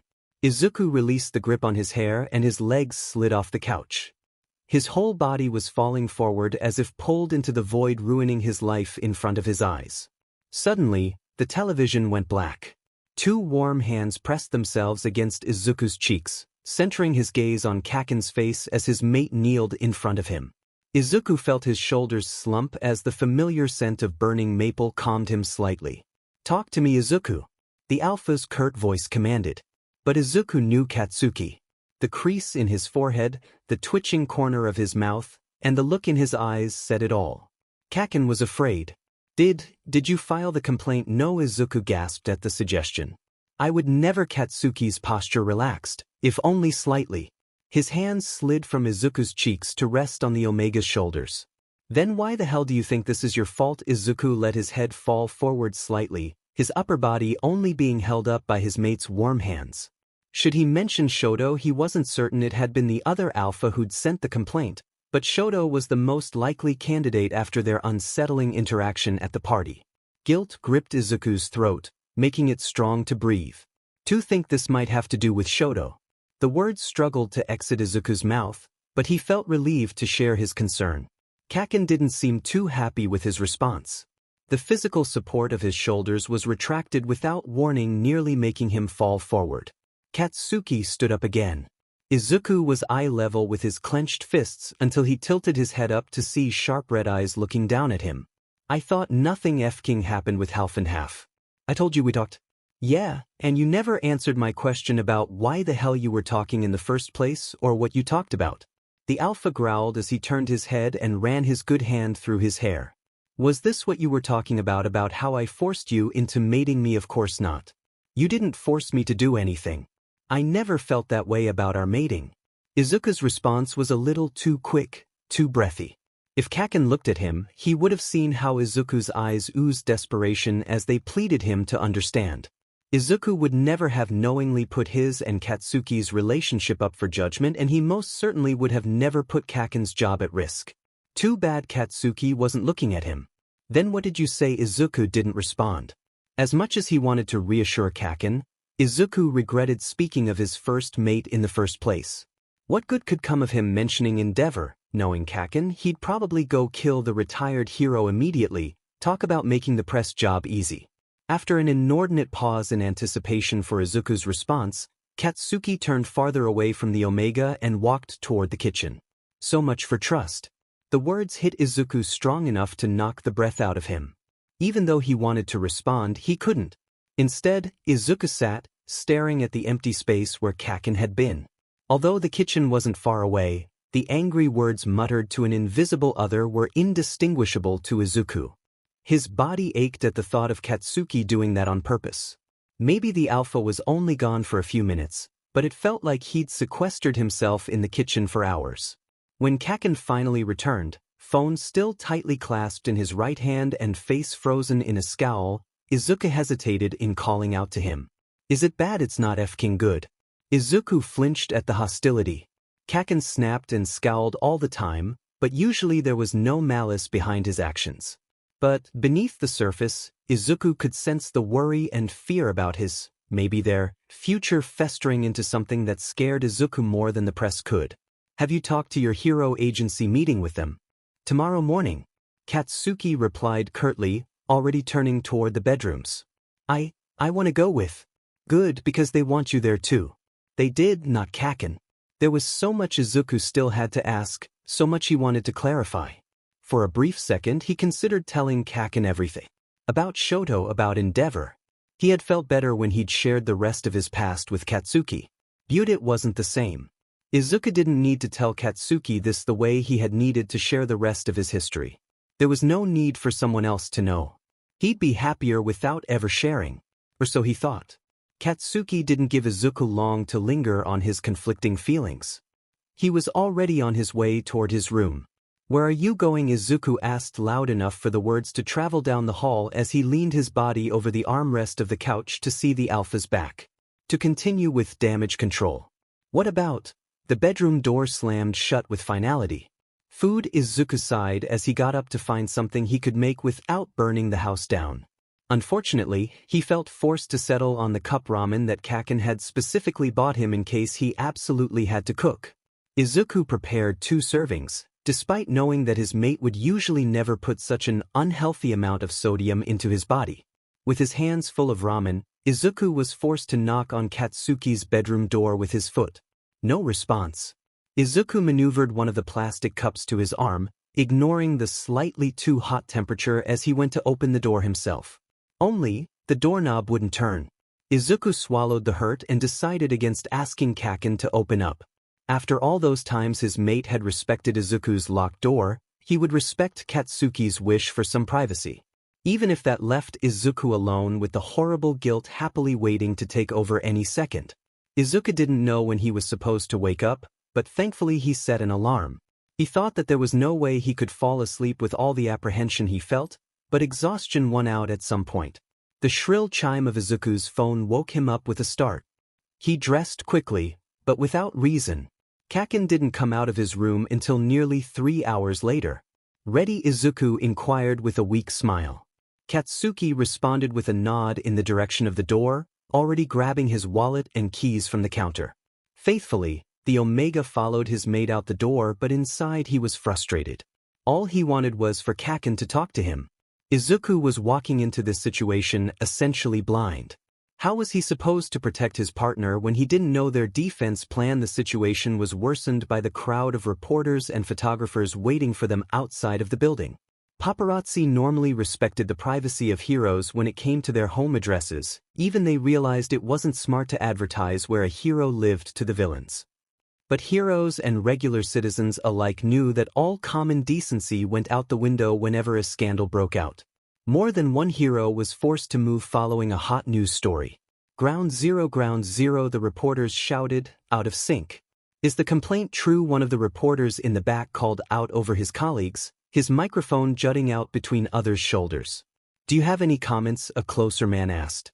Izuku pulled himself into his drawn-up hoodie as tightly as possible, hoping to be ignored. Like that was going to happen. One of the photographers noticed him first. Omega, over here. Izuku flinched at being addressed as Omega, suddenly being reminded of Endeavor after having to think about his first mate an excessive amount in the last few days. Other reporters took notice of the first photographer's statement and suddenly all attention was on Izuku. Is it true that Ground Zero pressured you into becoming his mate? What's your name? What were you arrested for? What has he done to you? Izuku opened his mouth to respond to the barrage of questions, or at least the ones he could make out, but a firm grip on his wrist pulled him forward.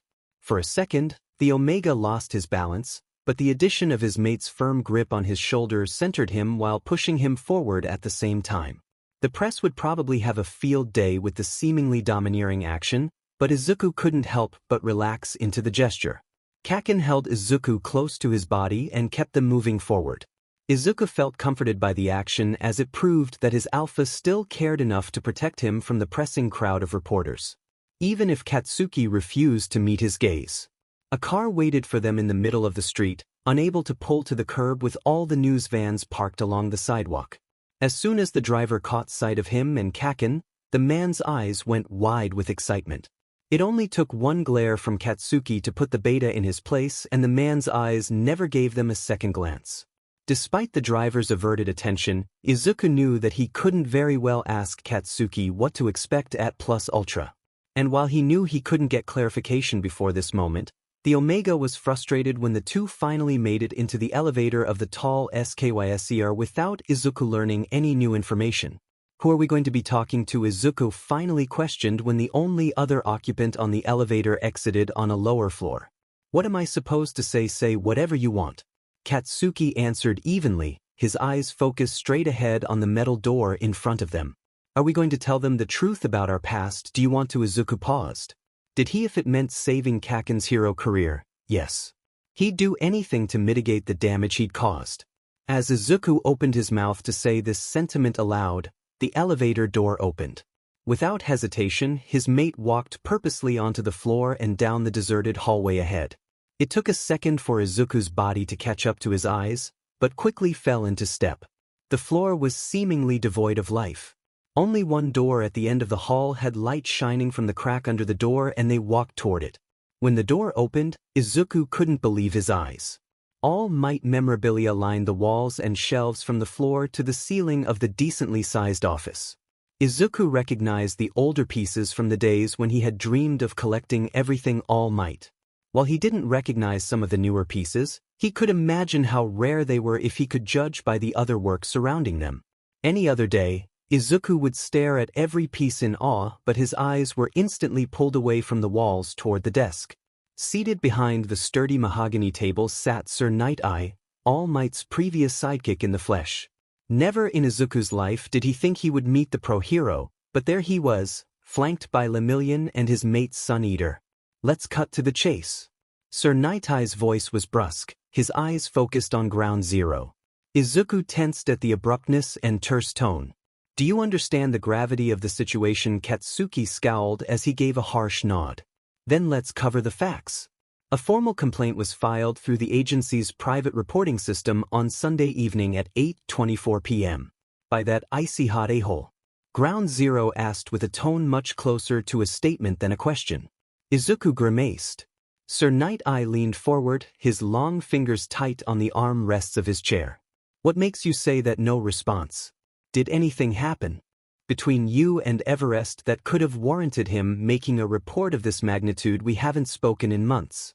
This time Izuku wasn't able to hold back his flinch. Right? Kacchan didn't do anything wrong, Izuku had. Night-Eye was intuitive enough to understand that there was something to the structuring of Katsuki's statement that hid something important, but the pro-hero didn't pry. You are correct in your assumption. Sir picked up one of the many papers on his desk and handed it to Ground Zero. The hero's eyes traveled across the page at an impressive pace before Katsuki held out the paper for Izuku to read. Izuku took the paper to read it. He couldn't keep his hands from trembling. Name of complainant Shoto Todoroki, Everest.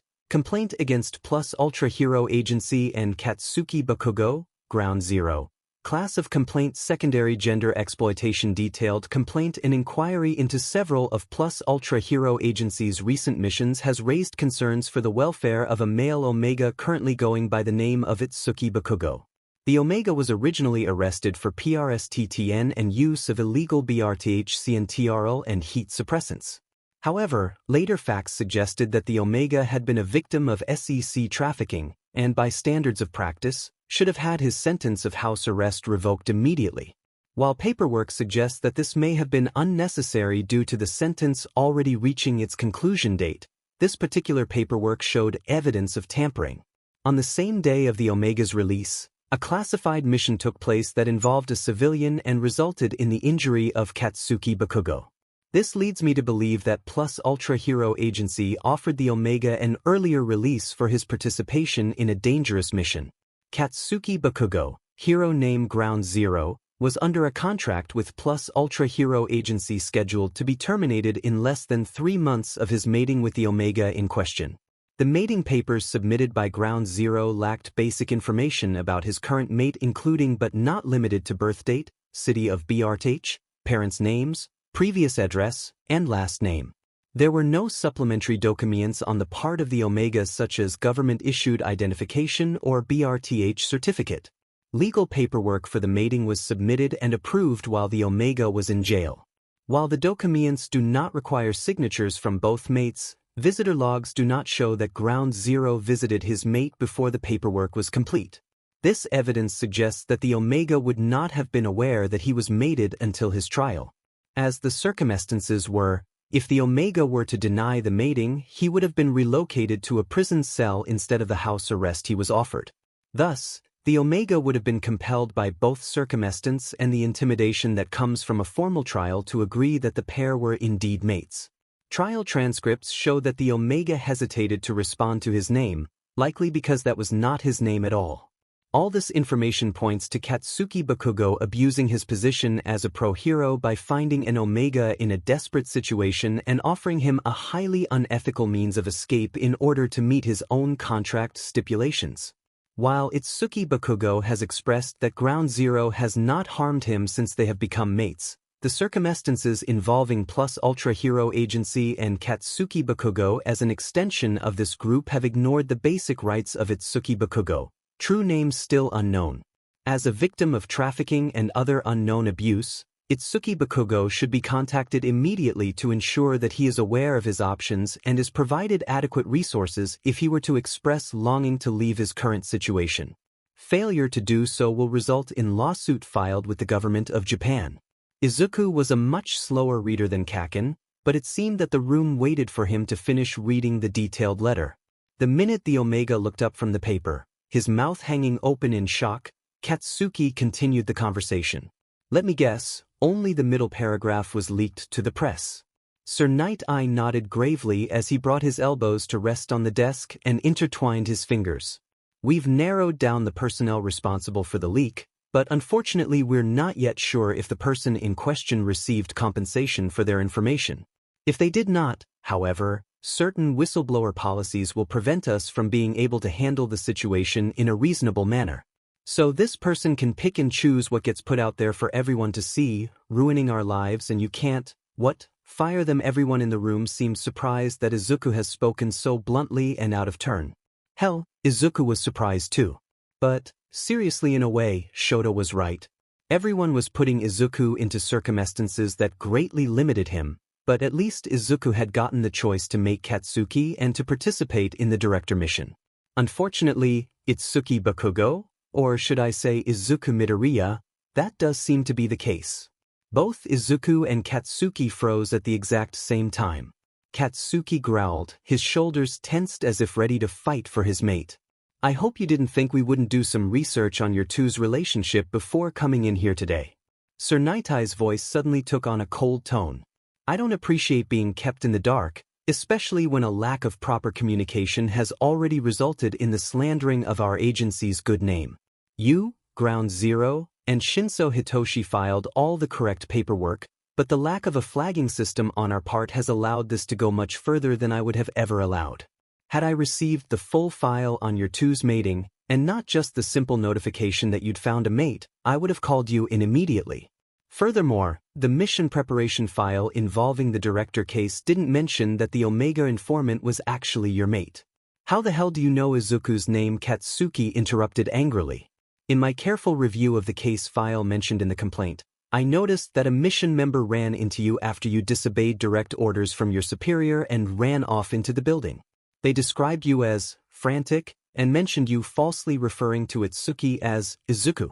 Of course, I couldn't allow that to slip past, and some careful research revealed a police report of the suicide of a teenage boy by the name of Izuku Midoriya who'd be the right age to fit the description of the male Omega found in an Omega PRSTTN ring. Lo and behold, that boy just so happened to attend the same middle school as our famed Ground Zero. Now, Night I looked between the two men standing before him. I don't want to know the details of how you came to reunite. The less I know, the more I can deny if this were to reach the courts. Instead, I direct these questions to you, Izuku, and I expect honest answers. All eyes were locked on Izuku and he hesitantly nodded. Did Ground Zero force or otherwise pressure you into being his mate? No. Izuku answered firmly. He offered and I agreed on my own. Has Ground Zero hurt you in any way? No. Do you wish to remain mates with Ground Zero? Yes. Sir Night-Eye's face remained blank, but from the corner of his eye, Izuku noticed a familiar emotion flash on Lemillion's face. Pity. That's promising to hear. The head of Plus Ultra nodded, turning his head back toward his employee. We've discussed the situation with our HR and marketing departments and have come up with our best course of action. Your history with Mr. Midoriya can prove useful. We can say that while on the mission that led to his arrest, you, Ground Zero, recognized him as the childhood acquaintance you had thought died many years ago. Sensing foul play, you discreetly reunited and discovered he had been trafficked. Upon discovering that Midoriya had no other support network, Zero agreed to become mates and erase the trafficker's claim with the intention that Midoriya walk free following his sentence's completion. Sir Night-Eye leaned back into his chair, now staring at the two mates evenly. For appearance's sake, we will need to terminate your mating license immediately. Izuku's heart stopped beating. What they couldn't be mates anymore. It's unfortunate, but necessary. If you two were to remain together, the dissenters would never be completely silenced. Midoriya will be well provided for by the agency until he can properly support himself. Ground Zero can be granted an extension, but he will still have to find a mate by the end of the calendar year in order to meet the criteria for his job position. If we sell the tale of a hero who'd do anything for a familiar victim well enough, you shouldn't have any problems finding someone else to be your mate. The words hurt. Izuku couldn't deny that the plan could work. Katsuki's name would go from infamy to heroic with a simple public statement, probably even helping him in terms of popularity and hero rankings. Some might complain about a hero showing favoritism to a victim he knew personally, but the well-placed intent would override any naysayers. It was selfish of Izuku to be upset that he couldn't stay with Bakugou after putting his mate's livelihood on the line with his foolish big mouth. Izuku didn't deserve Kacchan anyway. The public doesn't know what Izuku was arrested for. Izuku had been so depressed by the reality of the situation that Katsuki's words made him jump slightly in surprise. All eyes turned to the solemn-faced hero. While arrest records are public, details of any nonviolent crimes are not available to civilians. To answer your question, no, the public does not. Katsuki was silent for a moment and Izuku stared at him curiously. What other options are there? Everyone seemed to share Izuku's surprise, although their mouths didn't quite fall open like his did. If you choose not to follow this recommendation, then I must ask you resign. Plus Ultra Hero Agency will not be able to ignore your blatant misconduct, let alone support your employment as a pro-hero. These are your only two options. I resign. Kacchan. Izuku gasped. Consider your situation carefully. Ground Zero. Sir Night-Eye warned warily. I said I'll resign. Do you want me to turn in the paperwork now? Katsuki's face was still stoic, but his words were pained despite the overwhelming confidence in his statement. Kacchan, what are you talking about? What are you doing? We best make a public statement either way. We'll schedule the press conference for 48 hours from now. You have until then to change your mind. Weigh your options properly. Ground Zero, this will end your career. Katsuki, you can't do this. Izuku looked between his mate and Sir Night-Eye in frustration. He felt invisible as everyone ignored his words. His alpha nodded stiffly and abruptly turned toward the door. Izuku promptly stepped forward to follow. Ground Zero. To both their surprise, Lemillion had moved from his position by Sir Nightie's side to standing in front of the door, blocking their exit. Katsuki raised his head slightly to lock eyes with the number 1 hero but didn't respond. I don't know why you took the course of action you did, but I believe you never acted with malicious intent. I'm sorry that this has happened to you and Izuku. The normally smiley pro-hero turned seriously to Izuku next. And Izuku, I'm sorry we've continued to fail you after all this time. Izuku stared at the hero in shock. The words felt like tearing out the stitches of a still healing wound. How was he supposed to react to that his world was already falling apart as it was? Instead of responding, Izuku lowered his head. He heard the door open and saw Kacchan walking ahead of him. The Omega followed, lost in dark thoughts. Out of all the heroes he'd interacted with, only Kacchan had changed his situation for the better. And, if Katsuki got his way, he wasn't going to be a hero much longer. So lost was Izuku in his thoughts that he nearly ran into Katsuki when he stopped abruptly. What are you doing here? All Might. Izuku's head jerked up so fast that it hurt his neck. The last image the Omega had of his old idol was that of the pro-hero's broad shoulders and muscled back as the man quickly disappeared after telling Izuku he could never become a hero outside of the tunnel where he'd been attacked by a sludge villain. Izuku would never have recognized the frail skeleton of a man that stood off to the side of the elevators as the previous symbol of peace. He'd heard that All Might had lost all of his powers in the fight with All for One, but the image of what was left of his hero sapped whatever was left of Izuku's energy. Bakugou Shounen. All Might answered nervously in a voice that wasn't nearly as booming as Izuku remembered. Why, I'm just here to visit my protege. All Might was a horrible liar. Why are you really here? Katsuki asked in a bored tone. Blue eyes moved from Alpha to Omega and Izuku knew immediately why the man was here. He's here to talk to me. That statement finally got Katsuki to react in a way that Izuku would have expected. His mate growled and turned to Izuku. Why Izuku didn't answer his question, still bitter after what happened in Sir Nightie's office. Instead, he walked toward an empty conference room. Will only be a minute. Izuku called over his shoulder. It took a second for All Might to join him, but the still impressively tall man closed the door behind him when he did. You know who I am too, don't you? Izuku stated the question, already taxed by this conversation. All Might looked embarrassed, like a child caught with his hand in the cookie jar. Mirio Shounen told me you'd be here to die as well as your true identity. He thought I might want to speak to you while I had the chance. Izuku blinked slowly in understanding. You remember me? The retired pro-hero looked hurt. Yes, I remember you. Slowly the pieces fell into place. And you heard that I killed myself after our talk. The pro-hero nodded and Izuku almost wanted to laugh. How many people blame themselves for his death? I wish to speak to you because I was wrong. Midoriya Shounen. My words were cruel and I never should have said that you could never become a hero without a quirk. Izuku studied his idol. His muscles all gone, his hair without its signature sheen, and most importantly the blue eyes that reflected years of regret and guilt. You're right to feel guilty, but you weren't wrong. The hero opened his mouth to object but Izuku didn't let him. I couldn't become a hero without power. People like me never get the chance to accumulate any either because it's always taken by those who have already inherited it, like you.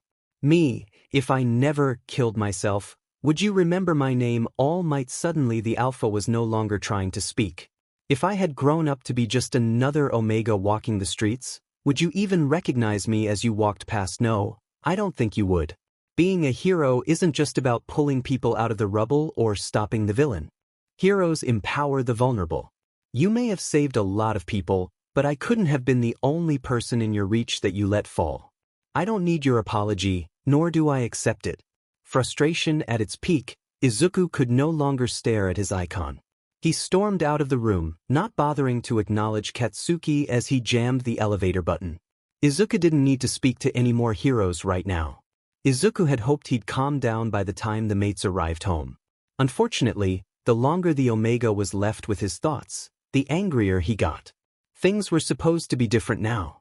Izuku had chosen Katsuki as his mate. He'd chosen him to be the person he shared his past with.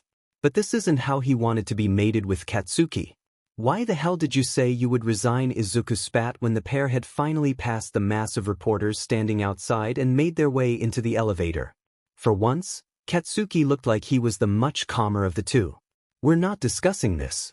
The elevator chimed as they made it to their floor. Metal doors slid open and the alpha was the first to exit, already pulling out his keys.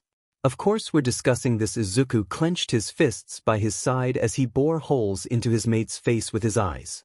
Katsuki calmly opened the door, pushing it open with a motion for Izuku to enter first. Izuku tore past, only pivoting to face the other man once he heard the door close again.